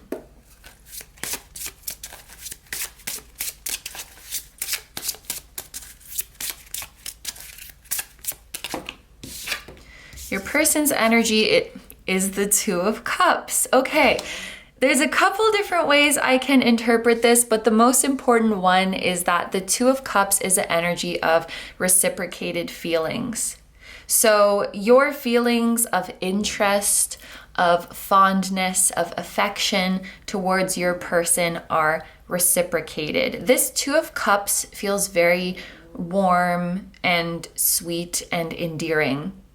I think your person, depending on the type of relationship you have, if this is like a romantic relationship or a friendship, I do think there's a message here that they find you to be cute or even adorable. I guess that could apply to family as well. But if this is like a professional relationship, this would probably more so be that your presence brings a lot of positive energy to them. So they love to have you around. They love to have you in their space. You bring a light to the space that you walk into. You make the vibes calm and soothing. Imagine just like a soft, warm light. This is how your person perceives you, which I find interesting because if you resonated with this Eight of Swords, it's like you're over here thinking, oh no, I'm doing too much. And they're like, no, I love your energy. I want more of it. Like, give me more group 3. This energy is immaculate. This energy is great. So, okay, something else I just heard is there's a strong desire to see you succeed. So it seems like your person is really rooting for you.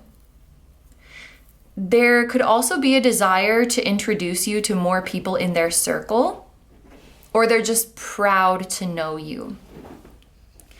Now, the other way I could interpret this, because this is talking about reciprocated feelings, and we just finished talking about how you might feel a little bit nervous around them and hold back your energy around them because you don't want to do too much. They could be mirroring a little bit of that. This could be one of those situations where you're not reaching out because you don't want to bother them, and they're not reaching out because they don't want to bother you, and then nobody reaches out. This could be that kind of situation where you both have feelings for each other, but neither of you are saying anything because you're waiting for the other person to say something first. So if you resonate with this Eight of Swords, it is possible that they have a little bit of that Eight of Swords energy in them as well.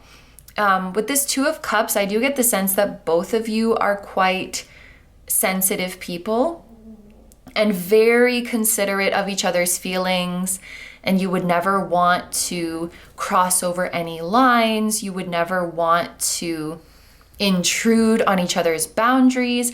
And so maybe sometimes both of you have a tendency of pulling away your energy, almost like to err on the side of caution. Like, I don't want to overstep, so let me pull away just to be safe, and I'll let them come to me if they want to. But this could create a dynamic where there's not a lot of initiation going on. So with that being said, let's pull a card for the energy between the two of you. Your 3D dynamics at this time. We have the Hanged Man. Okay, this makes a lot of sense because the Hanged Man talks about a standstill. And we were just talking about the possibility of a dynamic where both parties are kind of pulling back their energy and neither one is initiating in a really assertive way. I'm seeing this example of, rather than saying, I want to hang out with you, it's like, well, we could go hang out if you want to. Like, if you want to. Rather than saying, I want to do this. Rather than asserting that. It's like, well, if you want. Like, what do you want? And that could create a dynamic where no one's like making that first step. And it's not that you don't have desires and preferences about where this connection is headed, but there's resistance when it comes to asserting those desires and preferences. There's a tendency to wait for the other person. It's giving that energy of two people trying to decide where to go, hang out, and it's like, well, we can go wherever you want. We can go there if you want, like, if it's convenient for you, if it's okay with you. And, you know, checking on the other's energy, it's beautiful, it's considerate, but it's okay to say your own wants and needs too.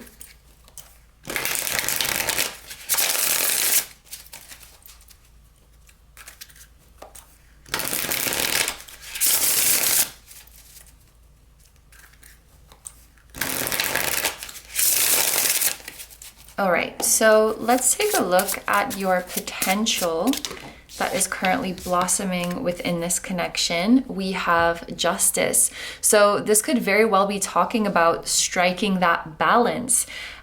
We literally see the scales on this card. Justice is related to the sign of Libra, which talks about relationships and partnerships. And this card does make me think of the Aries-Libra axis, that balance between yourself and the other.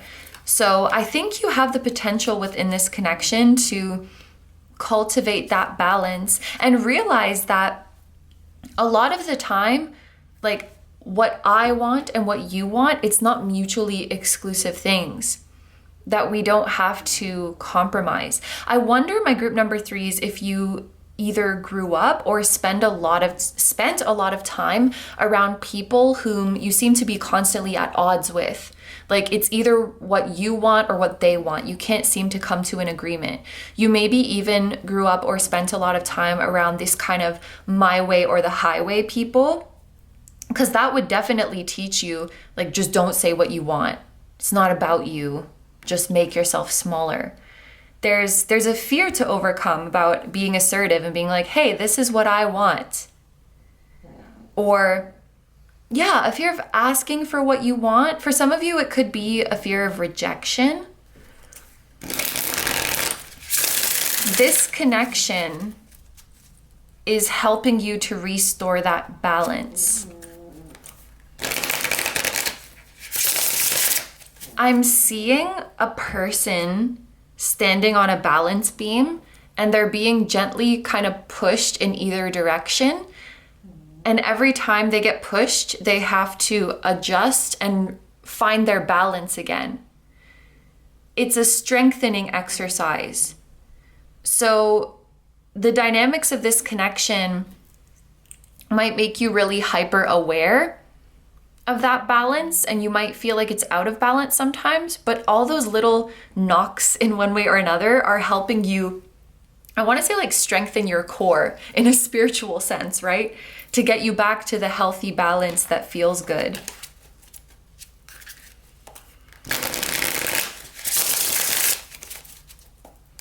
And we've kind of been talking about this already, but what is a fear that is holding you back? We have the Star. Okay. A fear that something is too good to be true. So another reason you could be holding back in this connection is because you sound like group number 2's person. Like the energy that we were reading in group 2 for the other person is quite similar to your energy. I don't know if you guys were drawn to group 2 as well, but that's quite interesting. You may have a fear. You're a highly sensitive soul and you're a dreamer at heart.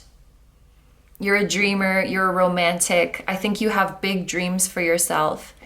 And I think there's this lingering fear in the back of your mind, like, what if this is all just fantasy? What if all these things that I'm longing for are too good to be true? And so they just stay in your head. They stay as fantasies, they stay as visions, they stay as dreams. What if I'm kidding myself for thinking that this could happen? I feel like you may be quite sensitive as well to the fluctuations within this connection, like the little joys and the little disappointments. I'm seeing an example where, for example, your person doesn't get back to you right away, or your plans fall through, and it could sometimes spiral into this, I knew it was too good to be true, I knew they're not my person, or like I knew it's not going to work out, but it's just a minor bump in the road that doesn't have to be a story about what this connection is, or a story about what this connection can become. You can just keep rolling with it and keep moving forward and keep believing in your dreams. But if you have that fear of what if it's all in my head, what if it's too good to be true, then of course, like, small bumps in the road are going to feel like they have a lot of weight, because it feels like something that's directly validating or invalidating the dream that you have. And so I think your ability to nurture these beautiful dreams, it's like a strength of yours, but maintaining that faith regardless of the little knocks in and out of balance, regardless of the fluctuations in energy, I feel like that's something that you're still working on. And again, this could be outside of the connection as well, just with regards to your dreams in general. So yeah, I think that's what the Star is talking about, this fear of like, it's never gonna happen, it's too good to be true. We'll get into the future, but I feel like that's going to be proven wrong for you as you move forward in this connection. So let's see the same for your person, their potential that is growing in this connection.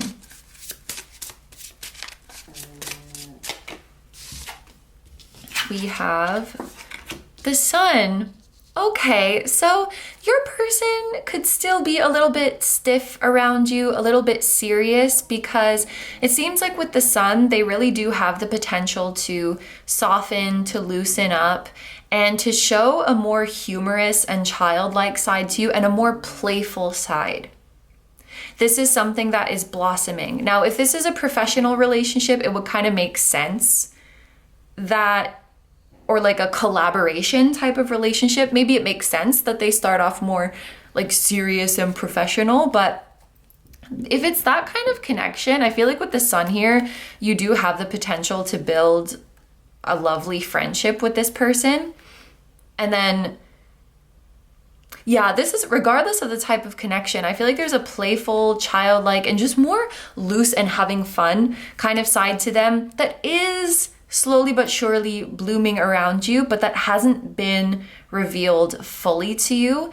And I feel like once this side of them is revealed more, it will put you a lot more at ease. I'm hearing there's something about their sense of humor that is very familiar to you. So maybe you have the exact same sense of humor, or you have the same, you kind of act the same way when you're trying to be silly. Maybe that's a vague message, but like, for example, you use the same kind of intonation, or you make the same funny face when you're trying to make people laugh. You use the same type of jokes, the same type of humor. And your funny bone is the same. I just saw a situation where you're in a group of people and you're both like, it's funny. I see you trying not to laugh. So it's like an environment where you're not supposed to be laughing, but something random happens and both of you are like, you know, like really holding back, trying not to laugh, but like nobody else even registered that something was funny. Because it's not objectively funny, but it hits your specific funny bone. This is so random. It feels like you're at a presentation of some kind, or like someone's giving a speech, or you're at a wedding, or like, you know, a kind of serious environment. Well, weddings don't have to be serious, but like during the ceremony, you're supposed to be kind of, I don't know, whatever. I'm going too far with this visual, but the point was that when no one else thinks something funny is happening, your very specific funny bones are tickled. And you're like, hee hee hee, like both trying not to laugh. And I feel like that's a bonding experience for sure. But they haven't fully shown this side yet. I feel like this person is a lot more unserious than you might realize. And I mean that as a compliment. Like very just like laid back, funny, humorous. And they're still developing that side around you.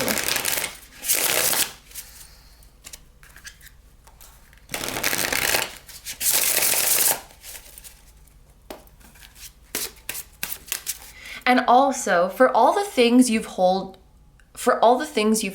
back on saying to them or sending them or showing them, there will be a time in the future where you can finally tell them everything. Like, for example, I was gonna text you this joke, but then I was like, maybe we're not close enough yet, and I didn't send it. And they're like, oh my gosh, you totally could have sent that. I would have laughed my ass off. Or like, I was gonna send you this meme, but I thought it might be weird and out of context. And you'd be like, what? Group 3 is so weird. And they're like, oh, you totally should have sent me that. That's exactly my humor. So I'm just saying, maybe you want to make note of all the things you've thought about sending them and didn't, because at some point you'll be able to share those things and kind of get that validation that you were right to be reminded of them.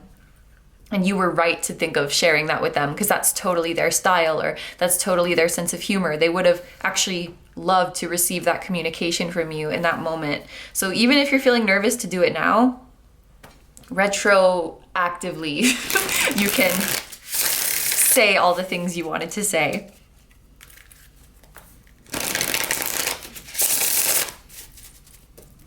What about a fear that is holding them back?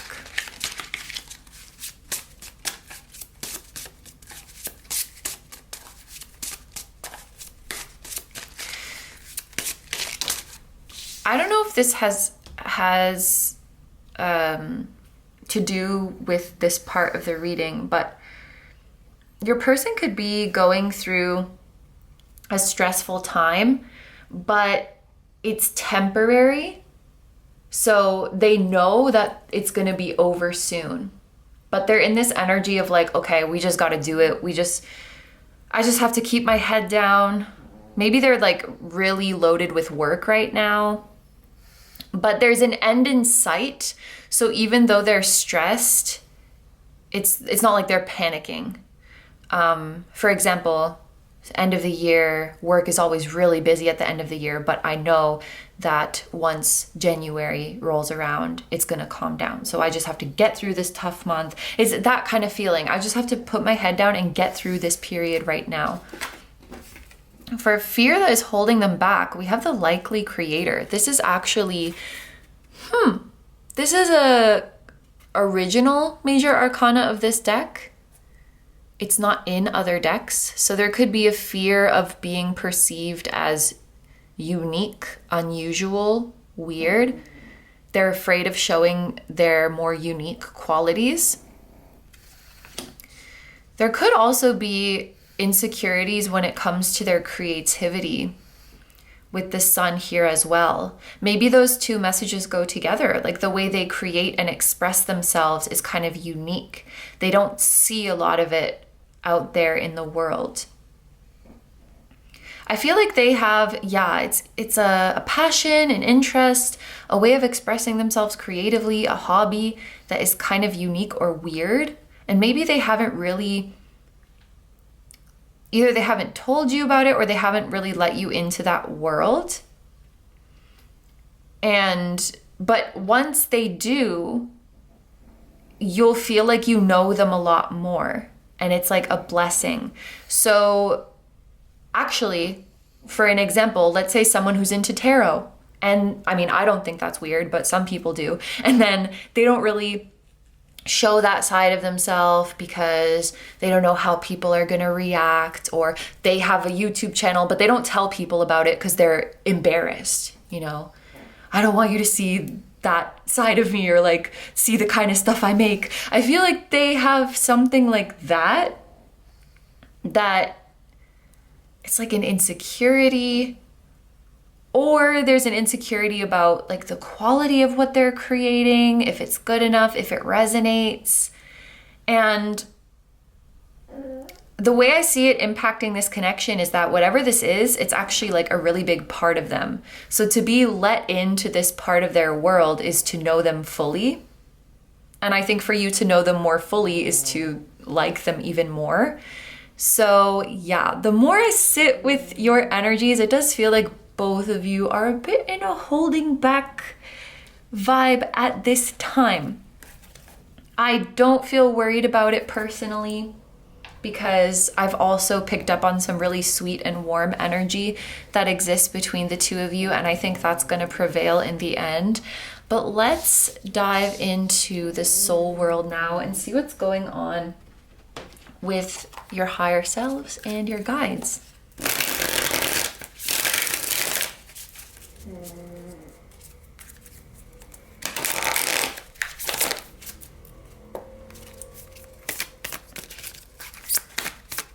Okay, we are going to pull the first card for your higher self. Ooh. We have the Four of Cups. I am interpreting this right now as not having expectations. Also, it could be that, because the Four of Cups can talk about something you're not seeing. So I do think there could be a message here that your higher self has been trying to get your attention about something and you're just not seeing it. Your higher self has been trying to show you your potential or trying to show you an opportunity for you to go for. And you're either not seeing it or you're ignoring it or dismissing it in some way. But I'll be very clear, it's not like your higher self is annoyed at you or something. They have all the time in the world and they have a lot of patience, and there's that feeling of no expectations. I'm not forcing you to see this, but I will make it known that it's there.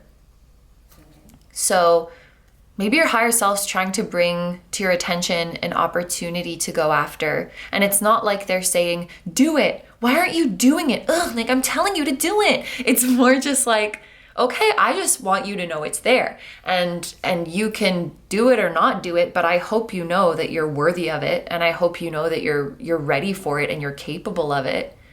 And do with that information what you will. I think I think you'd be great if you went after this opportunity. I think it would make us super happy. But I'm gonna let you do what you want to do because it's your incarnation.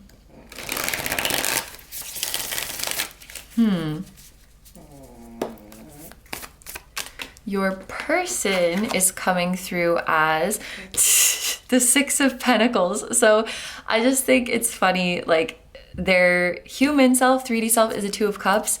Their higher self is a Six of Pentacles. These are generally the two cards that I would interpret as reciprocated feelings. So that has been confirmed quite strongly. And your higher selves are actively communicating, actively helping each other. I definitely feel like they know each other. I find it cute as well. They have this similar little hair standing up. I don't know the significance of that, but maybe you and your person have something unique about your physical appearance that is the same. Another example coming to my mind is, things like birthmarks or dimples or something like that. Maybe you're both double jointed. I don't know, that just randomly came to my mind. You could share similarities like that. But your higher selves also have reciprocated feelings towards each other. And I think they're talking about how can we show your human selves your potential so that you really see it. Okay, I feel like you're both going through quite similar journeys where you're not quite seeing your full potential, or you see it but you're afraid to cultivate it.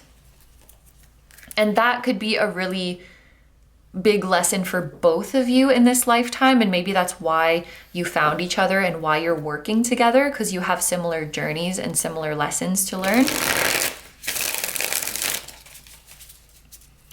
The dynamic between the two of you, oh my gosh, are you kidding me?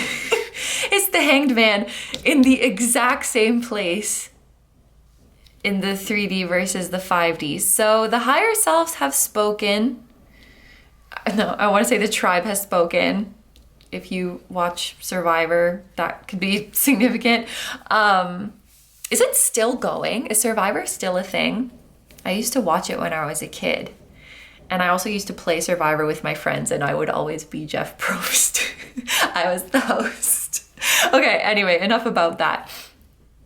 Your higher selves have spoken. There is definitely some kind of standstill that is happening between the two of you. What do your guides have to say about this?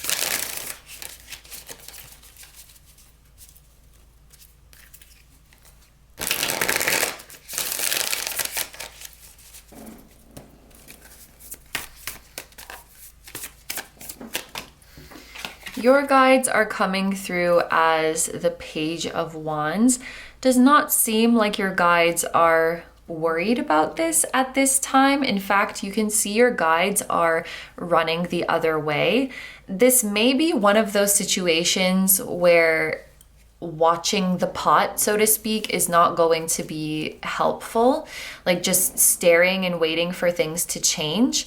And so if you're feeling like the energy is at a standstill, okay, they're showing me an example of you in an airport and your flight is delayed. If you sit at the gate and stare at the screen and just keep staring at how many hours it's delayed and waiting for it to change to boarding, that's not going to make it go any faster. You might as well go to the gift shop, go to the, I don't know, go eat something, go see what other attractions are there. Some airports are very fun. Like, they'll let you know. They'll call you to the gate when the flight is boarding, so you can go have fun. So if you're feeling like this is not the season of this connection advancing, that's okay. Like, even if you go and focus on other things, that's not impeding your ability to manifest progress. In fact, it may even be beneficial. There was a time recently I was waiting for something and I was like checking on it several times a day. And then I was like, okay, whatever. And I just stopped checking on it. I forgot about it for a few weeks. I was just living my life and vibing.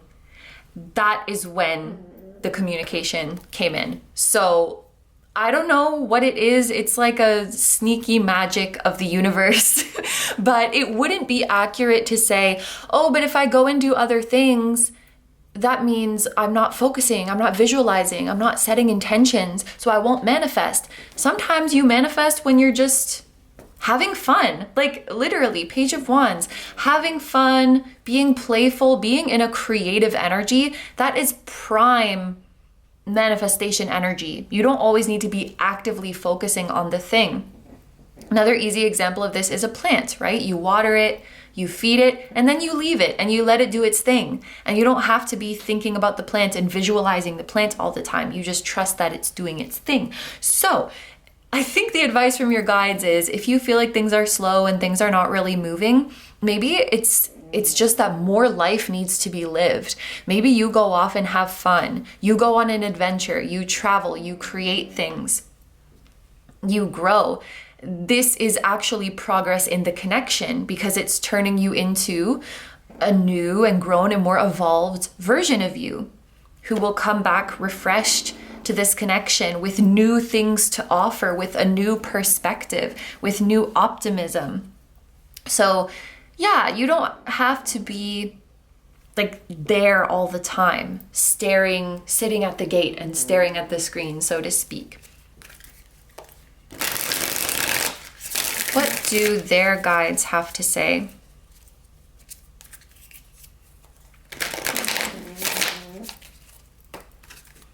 I feel like you have guides who are either childlike or just, they seem very optimistic and happy-go-lucky, always happy to see you, always happy to talk to you. Their guides are coming through as the King of Wands. So that's kind of a similarity. Seems like they have quite a powerful guide. And I think the advice is the same for both of you. I wonder if you're both creatives because you have wands as your guides. That's like creativity, passion, spontaneity, adventure. It's that fire. Or you could both be, why do I want to say wanderers? What does that even mean? Travelers, wanderers. I guess the type of person who maybe tries out many different life paths, who tries their hand at many different skills, maybe who moves frequently. Your soul wants to explore during this incarnation. Your soul wants to see things. And I feel like their soul is similar. And the advice for both of you is the same. Like, when things aren't progressing in this connection, it's not because of an issue between the two of you that needs to be addressed. It's really just more life needs to be lived, and we just got to grow as individuals and evolve and become new versions of ourselves. I wonder, because on their side it's showing up as the king, they might already really be in this energy of doing their own thing and creating. They got to get more comfortable with sharing their unique creations and expressions, but they are doing it. They are doing their thing. And for you, I feel like it's more of a new journey that your guides are calling you to start. Maybe you're starting a new hobby, learning a new skill, starting a new creative project, something exciting like that. And it's really going to change you and shape you.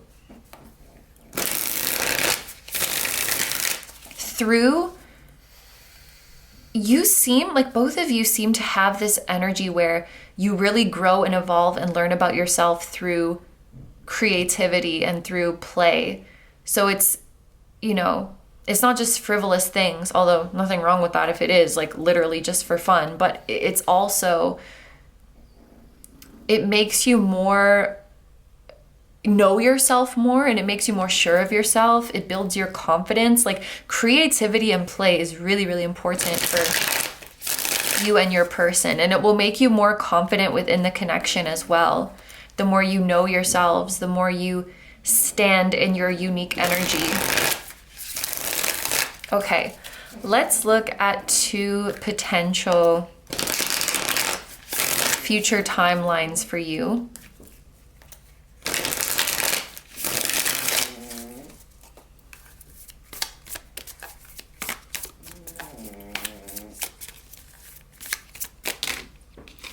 Okay, we have 3 cards coming out at the same time. We have the Page of Cups, Temperance. Oh, the Page of Cups and Temperance feels like an exchanging of gifts. And we have the 6 of Wands. Okay, both of you, I have to say, both of you really look up to each other. You could either be crushing on each other, or if it's not that type of connection, I think there's just like a deep admiration for one another. Again, I feel like there's this mutual pride, like you're proud to know them, they're proud to know you. You would want to kind of show off your bond to people in your life. Definitely giving that feeling with the 6 of Wands. And seeing these 2 cards together, first of all, Temperance feels like a mature and evolved version of this Page of Cups. They just look similar. So I've probably said this a lot during your reading, but there's a feeling of life needing to be lived. There could be a reunion happening when you're older, or when you've had some significant life experiences. And these cups feel like exchanging gifts. So I want to say there's a reunion happening. It doesn't mean that you necessarily had to be in separation or no contact. Maybe this is a reunion of like seeing each other in person, or a reunion of being close in the same way you were before, but you're exchanging something. It could be you're exchanging heartfelt messages. You could be exchanging physical gifts. If you resonate, if you are creatives, maybe you're both like dedicating a project to each other or something like that, but it's mutual. So this is a very sweet future timeline. You could also, okay, I'm gonna say this in really weird wording, but I'll explain why. You could be birthing something with your person. I say that because it could be a child that you're birthing, but that will really just be for a few of you, because that's not in everybody's journey, and it might not even be that kind of connection. So I say birthing something because it could be a project, an idea, a business, something like that. And if you do birth something together, it will be successful. You will gain respect and admiration and recognition from it. In fact, one or both of you in this future timeline could be kind of in the public eye to some extent. 6 of Wands talking about being celebrated, being well known, and this Sag Jupiter energy of like expansiveness, soaring to very high heights. It does give that feeling. And the Page of Cups can be something that's kind of unexpected. So something you're working on could gain more attention than you originally thought or expected.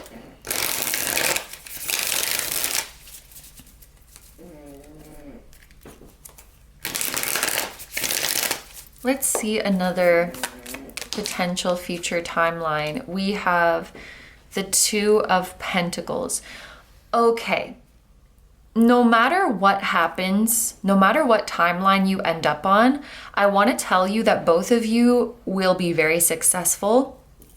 Honestly, you probably already are successful, but I feel like in the future, it will require effort to stay consistently in each other's lives, because it seems like you're both creative, ambitious, you have your own things going for you. And 2 of Pentacles, it feels like you're busy. So I think no matter what, you're successful and busy individuals, but there's a future timeline where you really make the effort to stay in touch. There is a potential future timeline where like you either drift apart and you're not talking as much, or there's just like less effort made to see each other and be constantly in each other's lives. So I feel like that, of course, will be up to you. The bottom of the deck is the Knight of Wands. I feel like the advice is stay optimistic. Kind of crazy that we got Page, Knight, and King of Wands. Let me know if you or your person are fire signs. I feel like Sag energy has come up quite a bit. Leo, Sag. Yeah, we have Leo here, Sag here. Quite a bit of Jupiter going on. Anyway, I think the Knight of Wands says stay optimistic. And, you know, there could even be phases in this connection. Like there's some phases where you're really seeing each other frequently and staying in touch. And then some phases where you don't really see each other or hear from each other. This just seems like adult friendships, if I'm being honest. Like that's just what happens sometimes.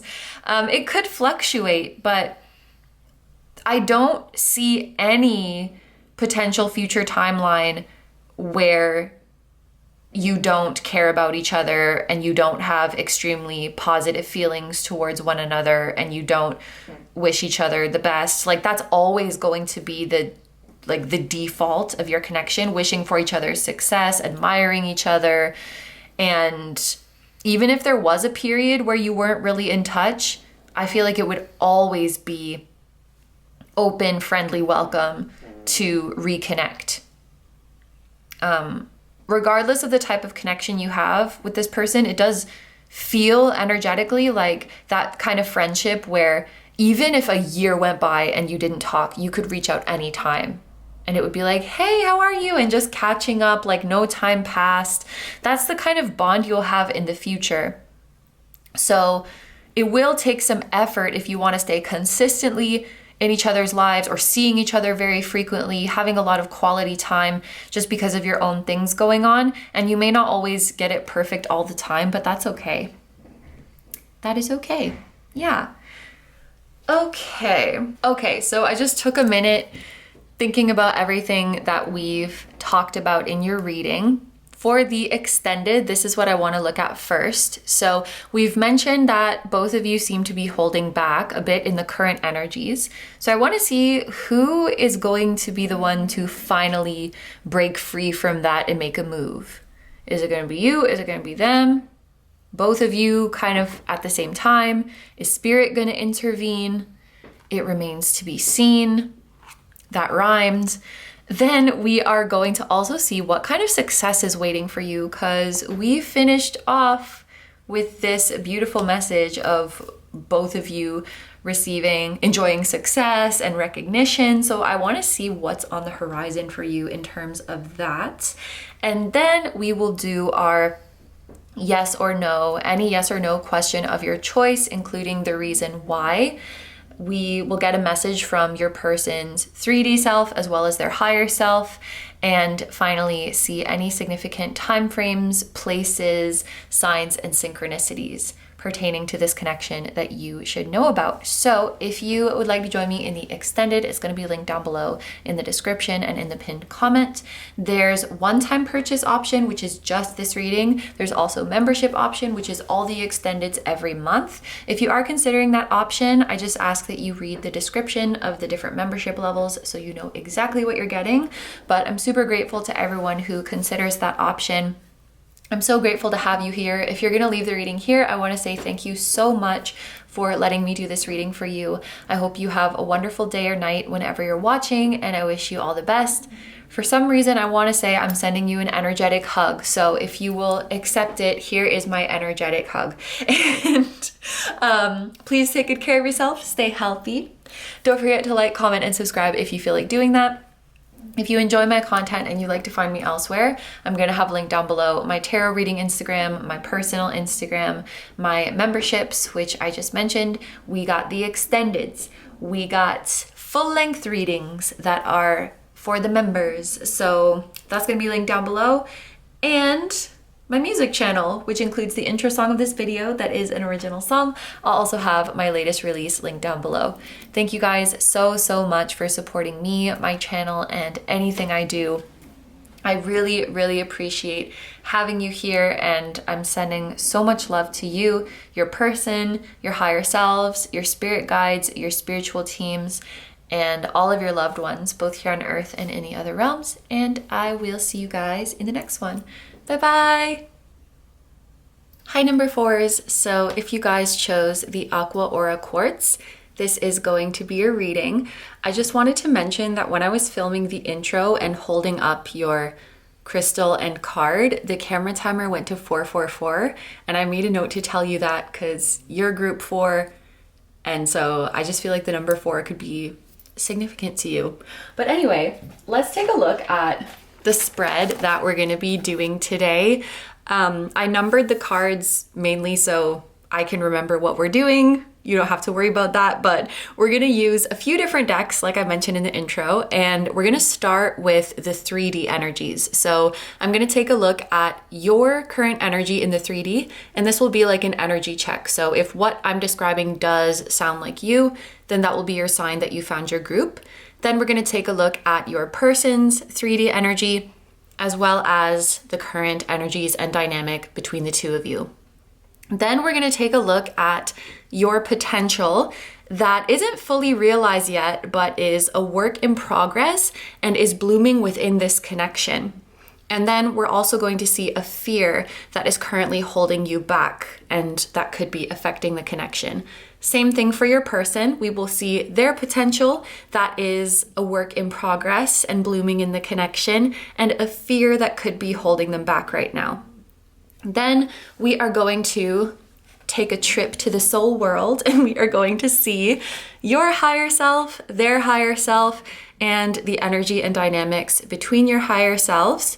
Why do I have a visual right now of your higher selves playing ping pong? Sure. There's a song by Bass Nectar that samples the sound of ping pong, and it's a good song. Okay, let's keep going. So we are gonna see your guides and how they're impacting the connection, their guides and how they're impacting the connection, and then we're gonna see 2 potential future timelines that you could be walking into with your person, and finish off with some advice for you. So that's gonna be this whole spread. Then there is gonna be an extended today, but for the first part of the extended, we are gonna wait until we finish your reading to see what we're gonna dive deeper into. So I kind of want it to be like customized to your unique messages. But we do have our classics, the yes or no answer to any question of your choice, including the reason why, a message from your person, both from their 3D self and their higher self, and any significant time frames, places, as well as signs and synchronicities pertaining to this connection that are important that you should be aware of. So that's gonna be our reading today. Thank you so much for being here, and let's get started. We are gonna start with the deck you chose, the Star Child Akashic.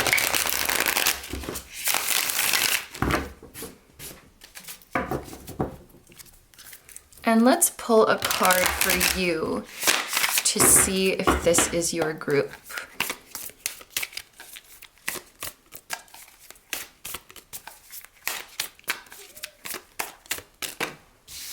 Okay, we have the Wheel of Fortune. I have pulled the Wheel of Fortune so many times in my years of doing tarot, but this time I want to mention the game show Wheel of Fortune. So that could be significant for somebody. You might feel right now like the situation is out of your hands. And this could be pertaining to the connection specifically, or you may just be in a phase of your life in general where you're like, your move, universe. Like, I'm doing what I want to be doing. I feel like I've done everything I can, and I am surrendering to your plan now. Yes, this feels like an energy of surrendering, and in your process of co-creation with the universe, I feel like you have this recognition of like, I did my part. And if you weren't sure of that, here's your confirmation. You have done your part. And now I'm kind of freaking out because as soon as I said that, I looked up at the camera timer and guess what it was? If you said 444, you would be correct. So, second time I'm seeing that for you. You are group 4. Please take this as a huge confirmation. You have done your part to manifest what you want to manifest in this connection. And for your larger manifestations in your life, you have done your part. I think you're probably sensing like, okay, it's time to hand this over to the universe. It's time for the process to unfold. Like, the seed has been planted.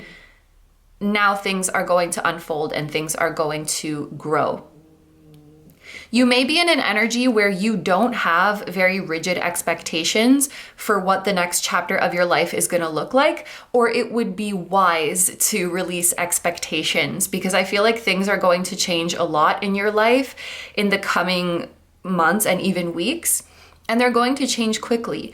If you're the type of person who likes to have a plan, if that makes you feel secure, it might be good to just plan things in smaller units, just plan the week ahead or just plan the day, because there's going to be new changes, new information coming in, and I feel like you're going to be changing your plans quite a bit for the better. But your hard work is behind you. And I do feel a bit of a celebratory energy here, or a congratulatory energy from your guides. The hardest part of your work is over.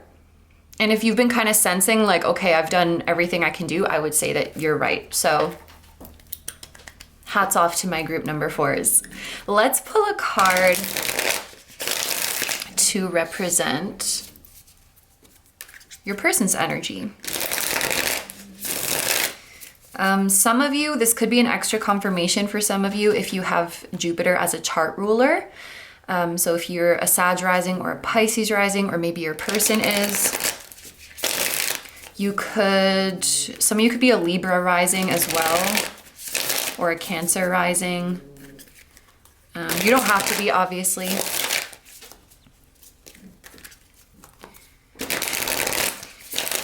All right. Whoa, that came out very quickly. I didn't even start shuffling and it just fell out the middle. And it's also a 10. 10, 10. I'm thinking of 10 out of 10. You did a perfect job. Look at this. It's a bit faint in this card, but this geometry here with the circles, there's what looks like the exact same one on your card behind her head. And maybe this is representing like the energetic signature. Ooh, it looks like ripples. It looks like something's rippling out. If you made a move towards your person recently, or you did something and were hoping that it would affect them, or they would notice it, or they'd be impacted by it, I think it had the impact you intended. And it's having a ripple effect through their energy body and through their life, I'm hearing. At this time, I feel like your person's energy is constantly around you, but it may be more sort of in the background. You like a background noise. It's not like yelling at you, but it's there. Your person, I don't want you to worry about them. I don't think they would want you to worry either. I feel like they could be kind of burnt out, because what I see often with the 10 of Swords is an ending that happened because like we just can't anymore. Like, we're exhausted. And just the way it fell out, I hadn't even started shuffling yet. It fell out of the middle. It almost felt like it wasn't voluntary. So they may have overdone something, whether that's like work or studies or being there for others. They pushed through even when they were tired, and now they have no choice but to slow down. Like something in their body or something in their brain is just like, nope, we're not going anymore. This kind of reminds me of, some of you guys might know, I've been like training, running longer distances. And the first few times, my legs just stopped. Once you reach a certain point, your legs are just like, nope, we can't run anymore. Sorry, it's not happening. And there's like nothing you can do about it because your energy is just quite literally depleted. So I feel like maybe they're going through something like that in a more metaphorical sense. Like, I just can't deal with this anymore. I just can't engage with this anymore. I'm done. And I feel like life could be pretty exhausting for them right now, but whatever this is, they're free. They're free. Something, they've like quit something or walked away from something that was long overdue.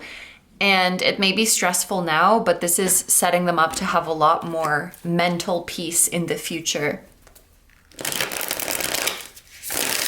Also, another interpretation that just came to my mind is they just said like, screw it, I'm gonna do it. They stopped overthinking about something so much and they're like, I'm just gonna go for it. I'm gonna stop analyzing the situation and just do something. I just heard like interact with the field. If you want to manifest something different, you got to interact with the field. And that feels like a message about co-creating too. They may be kind of waking up from some illusion. This, nope, I'm not doing it anymore, could be upholding an illusion. Upholding an old narrative around their life. I'm seeing someone in a house and there's walls around them and they poke the wall. This is so specific. They poke the wall so gently and the wall just crumbles. And then there's like a galaxy on the other side of the wall. And you're like, you mean to tell me I just had to poke the wall and there was a whole other galaxy outside of these walls? Like, they're breaking out of some old paradigm, breaking out of some illusion. It's exciting. And it's like it happened in a way that they just like snapped. They were exhausted. Exhausted of the old timeline. What is going on between the two of you? Group number 4s. What is going on?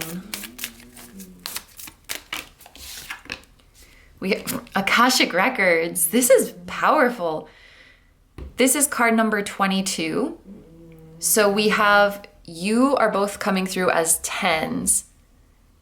And then we have a 22 in the middle. So there's mirroring going on here. Even this is a mirror image. You're accessing the Akashic Records. And this is your 3D energy. I wonder if both of you are going through a spiritual awakening right now, or both of you are reaching a greater level of understanding when it comes to your soul and your soul's journey and the bigger picture of that. You're both interested in and focused on your spiritual journey at this time. Wow. Okay. Your potential that is unfolding within this connection is the 8 of Swords. 3 out of the 4 groups today have gotten the Eight of Swords. So I wonder if this is something that's affecting the collective, that has been affecting us for a long time, where we've been holding back and shrinking our energy because of a fear of being too much, taking up too much space. Like I said, this is the third time I'm talking about this in the reading today. So it definitely seems like it's something a lot of us are going through and a lot of us are healing from. I'm hearing this connection is asking me to show up with all of my energy. Not half of it, not 80% of it, all of it. This connection is asking of me to show all of my colors, the whole spectrum. This connection is asking me to turn it up, not to take it down a notch, not to turn myself down, to turn it up. And yeah, and to really be me. I heard like, let your me flag fly, which I think that's like a variation of let your freak flag fly, I think is the original expression. But when you're flying a flag, like it's visible, it's up there, it feels liberating. Being ready for this connection and ready for what's next was never about becoming a different version of you. It was becoming more of who you already are. And really, it's like, I have to draw a picture. We're coming through with the visuals today. Let me know if you're a clairvoyant, because we need visuals. So this is your physical body. You have your aura around you. And there was like a part of your energy that was crumpled up. And it's like a paper crumpled up. And now you're gonna uncrumple it so that it can take up all the space. And it can be seen more accurately and it can be felt more fully by you and others around you and by your person. Let that energy take up its space. Let yourself take up space.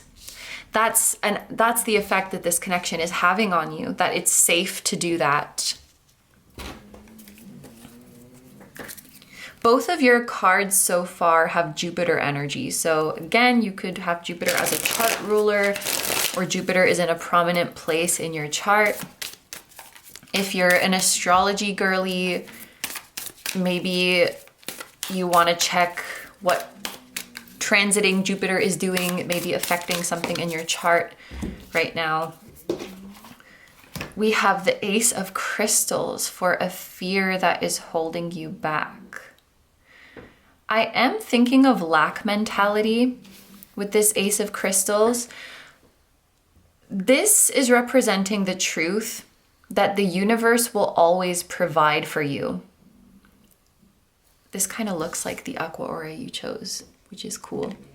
I might have to look up the spiritual significance of Aqua aura, but let me just finish this thought before I forget. The universe will provide for you, even materially, especially materially at this time. Whether this is pertaining to the connection or in general, I feel like your soul will start to gently ask you to make some changes or take some leaps of faith that put your material security in a bit of an uncertain place. Maybe your soul will be urging you to leave something behind that was providing you some sort of physical, material, financial security, some sort of predictability. So it's not like you're being asked to plunge into material insecurity, but just into a new situation where it's unsure. It's not as predictable and not as clockwork, I'm hearing, as it was before. And it's like holding on to what is comfortable, holding on to what is predictable. because at least you know what to expect. That could be a fear that's holding you back, especially when you're being called to be in a Wheel of Fortune energy.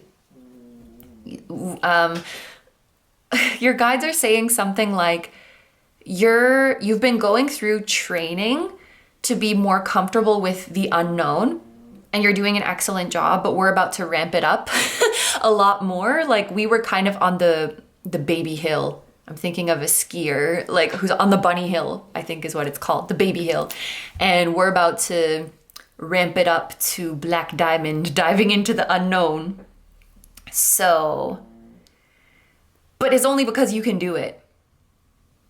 We wouldn't be coming to this point if you weren't ready.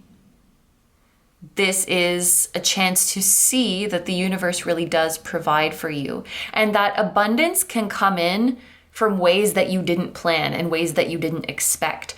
I feel like maybe at this point, the abundance that you manifest for yourself comes very much from your own planning, your own ideas, your own actions.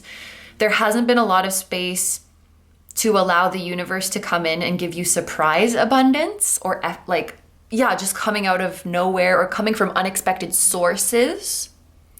There may be like a new unexpected income source or opportunity that is coming in for you, but if you're latching so hard onto your current ones because you're afraid of losing them, you won't have a hand to grab it, I'm hearing.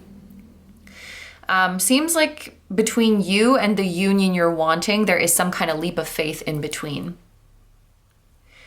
And I do think there is maybe a little bit of a fear in the background of, okay, I think you definitely believe in the spiritual experiences you've had pertaining to this connection, but there's a little fear in the back of your mind of, what if none of this actually manifests physically, though? I'm not saying it's not real. I know that it's real, but what if it doesn't materialize? What if it doesn't become a physical thing? And it's okay to want to experience things in the physical realm. The only reason, the reason we incarnate here in the physical realm is because we want to experience things in the physical realm. So it doesn't really make sense to incarnate physically and then spend all your time trying to transcend your desires pertaining to the physical realm. Like, we're here to experience it physically. You don't have to be here in this physical vessel and only experiencing the connection, like in your mind, in your emotions, in higher dimensions. Like, no, we're gonna play it out here, but there's a fear of like, but what if we're not? That's what I'm sensing with this Ace of Pentacles. Okay, what about your person?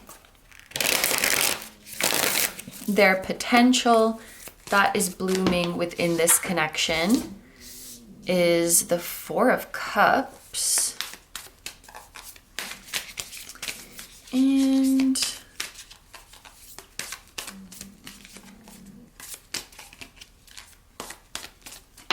the fear that's holding them back is the King of Swords. Okay, they're afraid to... Interesting. So your person is highly intelligent and they have a lot of original ideas is what's coming through. So like maybe the place they're at in their life right now, it's a lot about manifesting the ideas of the group, like bringing about ideas of a group or someone else who is guiding them. Like this could be a boss, coworkers, some team that they're in. What they're doing right now is about bringing forth our ideas. And that's a very important process too. But I feel like they don't do a whole lot of bringing forth my individual. Like it's more about the we most of the time, the we or the you. Like I'm gonna execute your idea, I'm gonna execute our idea. But what about my idea? That's like just mine. Or that only comes through me, through my channel. And there's a bit of a contradictory energy because there's a part of them that wants to go and a part of them that wants to stay. They stay because it's easy. By the way, maybe this applies to you as well, just judging from these energies. They stay because it's easy.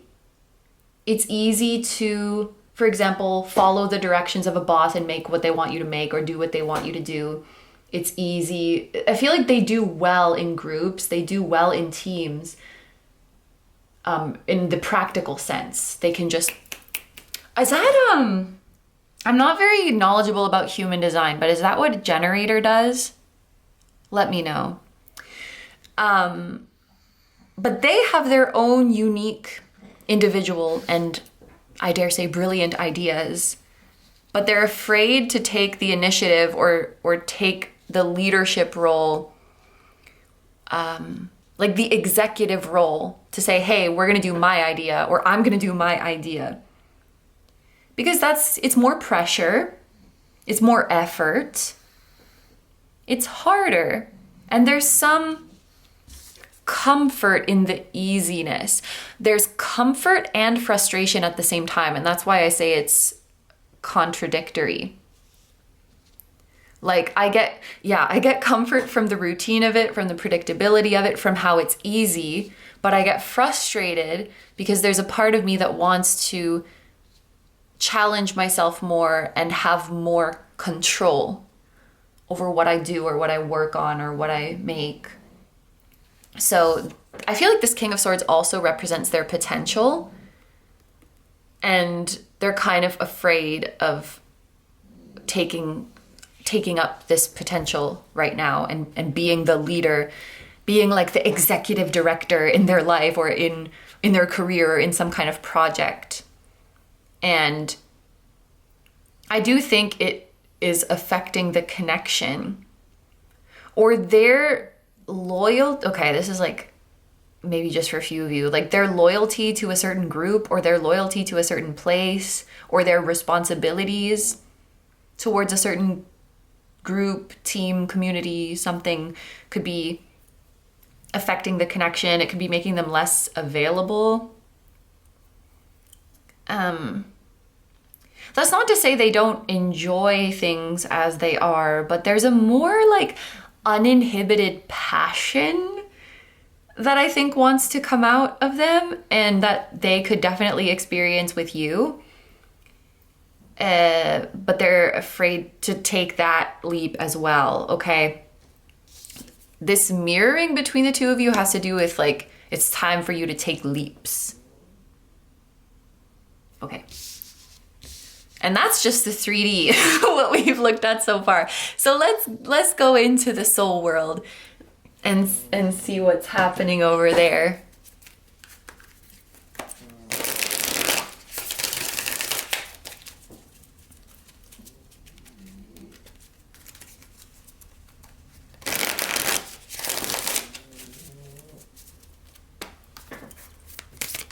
This is, there is a card falling on the floor. I was just gonna say, wait, what's the 10 of Swords again? I always mix up the 9 and 10 of Swords. Okay, Sun, the Sun. This is a really specific combo, but if you or your person are Gemini, Sun, Cancer, Moon, that would be a crazy confirmation. Okay. Oh my gosh. This is the card that fell on the floor, and this is the card that represents your energy, and it's the Wheel of Fortune, the exact same card. I'm taking this as a wonderful sign. If your 3D self and your higher self are the same card, that means your energy is aligned. That means what you desire and what your higher self desire are the same. Like, you're on the same page. You probably already know this. Like, if this is your group, you probably have a great relationship with your higher self and you know that you're on the right path. But it's really cool to see that happen. This is why I like using several decks sometimes, because then you get cool synchronicities like this.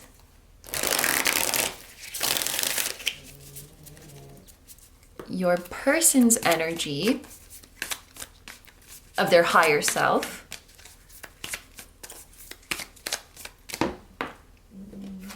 is the Two of Swords. They have to make a decision. There's a person and a cat on this card, which usually in the Two of Swords we just, oh my gosh, there's a person and a cat here too. Does your person have a cat? I don't know. Will you get a cat together someday? Do you have a cat? Anyway, what was I saying? Oh, that usually we only see one person on the Two of Swords, but here there's a person and the cat, and they each have a sword. And this could represent them and their higher self. Where you seem to have a really open channel of communication with your higher self, like you're very aware of it, I feel like your person is less aware. That doesn't mean that they're not communicating with their higher self, but it may just be happening more on a subconscious, subliminal level. Something we don't see pictured here, but is often present in the Two of Swords, is the moon in the sky. It is a card that's ruled by the moon.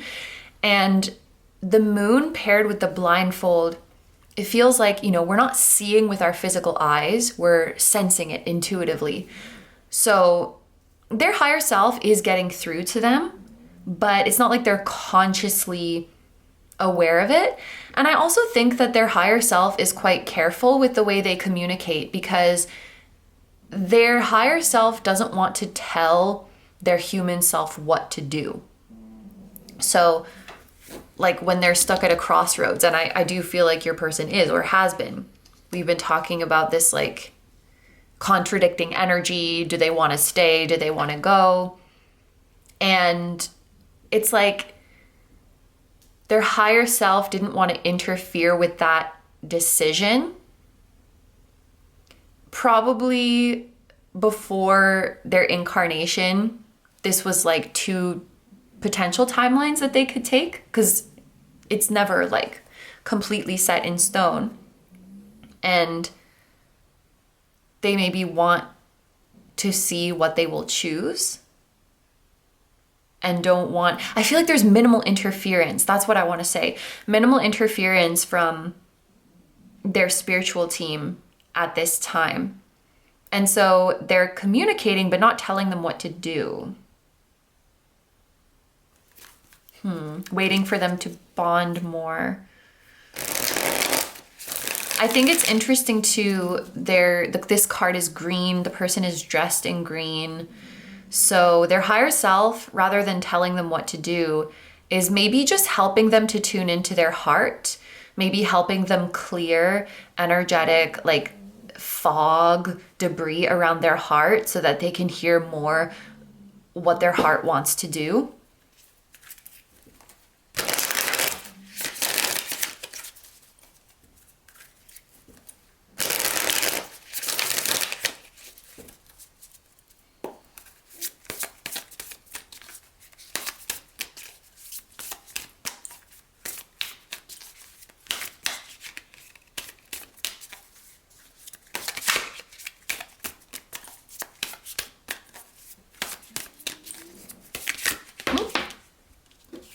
The energy between the two of you is the Ace of Wands. You are like, I'm hearing you're kind of like energetic defibrillator for each other. So if you're feeling really exhausted, if you're feeling like your spirits are low, if you're losing hope, if you're losing your zest for life, their energy activates you and like zaps you back to life, and vice versa. And I think you have zapped them recently. I don't know what you did, group 4, if it was like something you did in the 3D or something more spiritual that you sent their way, but there is that message of you had your desired impact and you created a ripple effect in their life. You zapped them awake in some way. It was like, when your foot falls asleep and it feels like all fuzzy, there's some part of their heart that kind of fell asleep and you woke it up. Like, hey, these messages are interesting, but yeah, you're activators for each other, and you are huge sources of inspiration for each other. There's something like electric when you come together. Electric shock. Man, those were the good days. That's FX, K-pop from, oh my gosh, 15 years ago? A while ago. It's a good song. Na na na na na na na na na na na na. Electric shock. All right, anyway.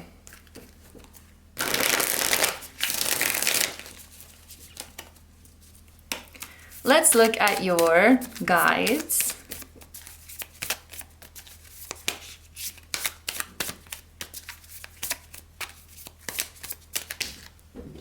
We have two, so maybe you have two prominent spirit guides. We have the Ace of Swords, and we have the World. One of your spirit guides could be an ancestor or a passed on loved one. They're helping you and guiding you at this time. And they speak to you very literally. This feels like not one of those guides that talks in symbols or that sends messages in an abstract way. It feels quite literal. If this guide is trying to tell you you need to take a leap of faith, they will show you a billboard that says that. They will show up in your dream and say, hey, group 4, you need to take a leap of faith. Like they'll just tell you like it is. And I feel like this is someone who is incarnate at some point who's coming through in this reading right now. So like a passed on loved one or an ancestor. And they were probably like this when they were on Earth too. Like just very to the point, no nonsense, tell it like it is. I just heard like, I'm gonna give you the advice you need, not the advice you want. So if you were, for example, if you were doing a reading to ask this guide questions, they might ignore your question and be like, no, we're gonna talk about something else. But it ends up being what you really need to hear. So, passed on loved one is helping you with this connection, helping to bring you clarity.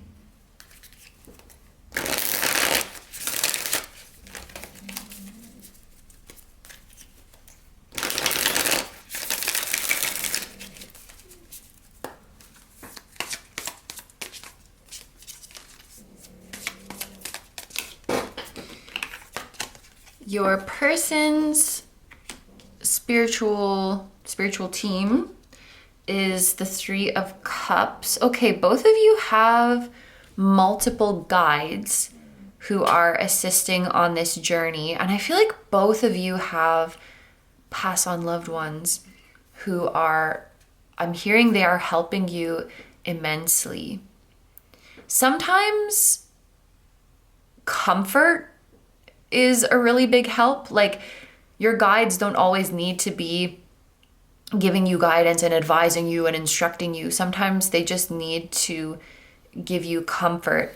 They're showing me an example of a coach, like a sports coach, but the coach is not saying like, fix your form, do this with this muscle. They're just saying like, you've got this. Sometimes that's what a coach just needs to do. They just need to give you encouragement and they need to give you reassurance. So you and your person maybe have reached a stage in this journey where you don't really need to be told like what you should be doing.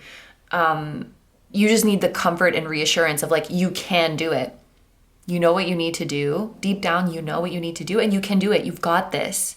That's how I feel like your guides are showing up. And I feel like both of your guides are quite optimistic about the way things are going. I just heard better late than never. I don't know who that's for or like what that's referring to. Better late than never. It's never too late to start a new path, to pursue something you want to pursue.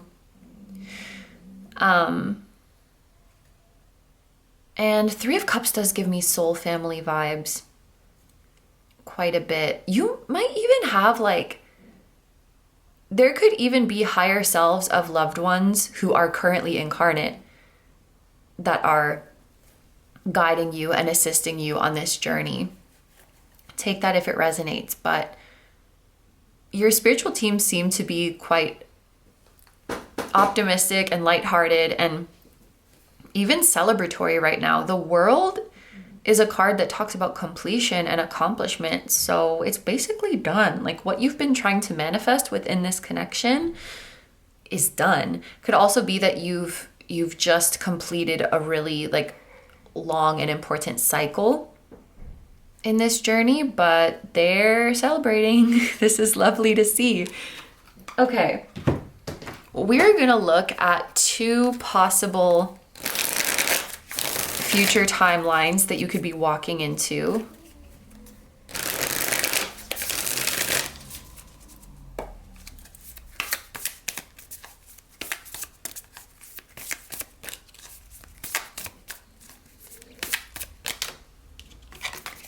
We have the Ace of Wands. Look at that. So there is going to be, you know, we were talking about you activating each other, reinvigorating each other. That is one potential encounter that could be happening in the near future. This does feel like an encounter, and there's an exchange between the two of you that is themed like wands or fire.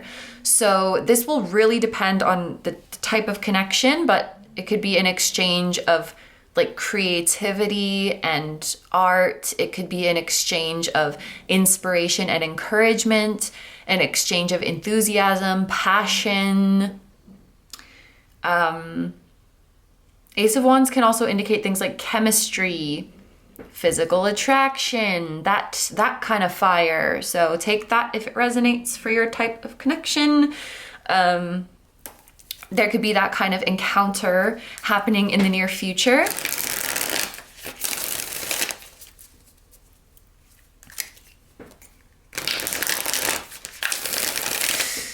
This message isn't really grounded yet, so I don't know what it's talking about, but something is being passed on from one of you to the other. It's like, imagine you've been holding on to an object to return to them.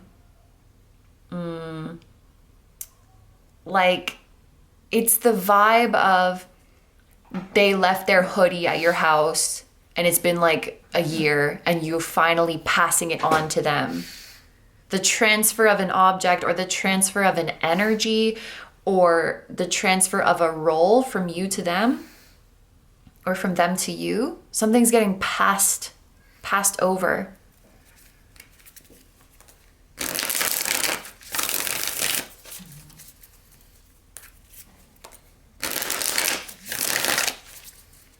Okay, so this is one future timeline, a passionate exchange, and something being passed on. It feels like something being returned. Like they helped you and now you're helping them. They gave you something of theirs, now you give them something of yours, or vice versa. You give them something, now they give you something. It's a passing of something, but it's returning the favor kind of vibes, or returning something to you, returning something to them.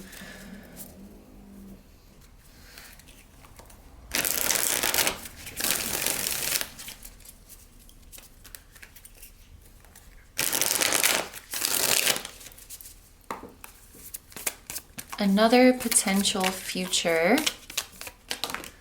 for my group number 4s, the 8 of Wands. So either way, you're gonna hear from them. My ears are ringing right now. Maybe they're making your phone ring, or like you hear the notification go off. it's making some kind of sound when you hear from them. Yeah, these are two potential timelines, and both of them, first of all, both of them are wands, so they're exciting and they're probably not that far in the future. And in both instances, you're having some kind of interaction or some kind of exchange. I think it's either going to be that they reach out to you or spirit just like puts you in the same place. And this goes back to that message that was at the beginning of the reading where we said your part is done. I don't necessarily see you making a move towards them. If anything, like you've already made your move towards them. You've already like laid your cards out, so to speak, or you've already reached out to them. You've already planted the seed. And the next part is up to them, or it's up to the universe. So you're going to hear from them, or spirit's going to make sure you see each other.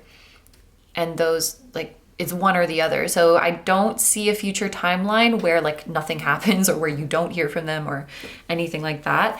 And your advice is death. And we were talking about like we're going to ramp it up to let go of what you know, let go of what is familiar.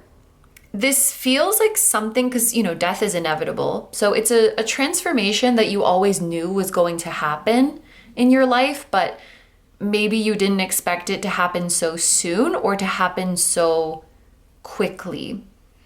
It's the vibe of you've always wanted to move. And the universe is like, hey, surprise, we're moving. And you're like, yay. And then the universe is like, you have 24 hours, pack up your stuff. And you're like, wait, what? Like, I gotta say goodbye to my house. I can't bring all my possessions with me. I gotta leave some of them behind. Like, I have to say goodbye to people. What do you mean 24 hours? Like, it's like, get up, we're going. Something's happening suddenly. And it's not the thing itself that is uncomfortable. It's like how fast it's happening, or how soon it's happening, or how like abruptly, I don't know. Get ready to let go of the remnants of the old life. I know you're holding on to a few of those remnants for safety. We don't need I don't want to give any reckless advice, but I was going to say maybe we don't need a plan B. Maybe we just need a plan A, and the plan A is going to work. And we have to trust it and go for it. Take that if it resonates. But death is definitely saying to get ready for something big. And death, it's a change that you can't go back from. I always say, like, caterpillar cannot turn to a butterfly and then change back to a caterpillar. It just doesn't work that way. So once you make these changes, your life is changed. And it's a rebirth, you know? When a caterpillar turns to a butterfly, they're kind of unrecognizable. So I think your life could be becoming unrecognizable if you compare it to, for example, a year ago. You are not becoming a different person. You're just becoming more of you. But the more you become, your life will become unrecognizable in the best way. Okay. So, what are we going to talk about in your extended? I think we're going to look at your next encounter, like what's going to happen. How are you going to feel? Your next encounter and what will come of it. And then we're gonna go into the usual yes or no and why. Why do I feel like this is not the first time this has happened, where like at the very end of the reading I get a random like very vivid vision. I feel like a while ago it was a coffee shop, and this time it's like well, this is kind of specific to Japan because it's yakitori. Like the way it smells kind of smoky in there. Let's say a small place with smoke or steam could be significant. But anyway, what was I saying? Right, so in your extended, we're gonna see your next encounter. and what will come of it. Maybe we'll look at both of these because there's one timeline where the universe just puts you together, and there's another timeline where they reach out to you. So we'll have to see what each of those looks like. And the yes or no question, any question of your choice, including the reason why, specific time frames, places, signs, and synchronicities for this connection, and messages from your person's 3D self and higher self. So if you would like to join me in the extended, that's going to be linked down below in the description as well as in the pinned comment. There's options for one-time purchase, so just this reading, or the memberships, which is all extendeds every month. If you are considering a membership option, just read the description of each membership level so you know exactly what you're getting. But I'm super grateful to everyone who considers that option. And if you're leaving the reading here, thank you so much for being here. Thank you so much for letting me read for you. I hope you have a wonderful day or night whenever you're watching, and I wish you all the best. Please take good care of yourself, stay healthy. Don't forget to like, comment, and subscribe if you feel like doing that. If you enjoy my content and you'd like to find me elsewhere, I'm going to have linked down below my tarot reading Instagram, my personal Instagram, the memberships, which I just mentioned. They're available on a few different platforms. We got the extendeds, we got full-length pick a card readings for the members. It's a great time, and I will link my music channel, which includes the intro song of this video. That is an original song. I'll also have my latest release linked down below. Thank you guys so much for supporting me, my channel, and anything I do. I really appreciate having you here, and I'm sending so much love to you, your higher self, your person, their higher self, your spirit guides, your spiritual teams, and all of your loved ones, both here on Earth and in the other realms. And I will see you guys in the next one. Bye-bye.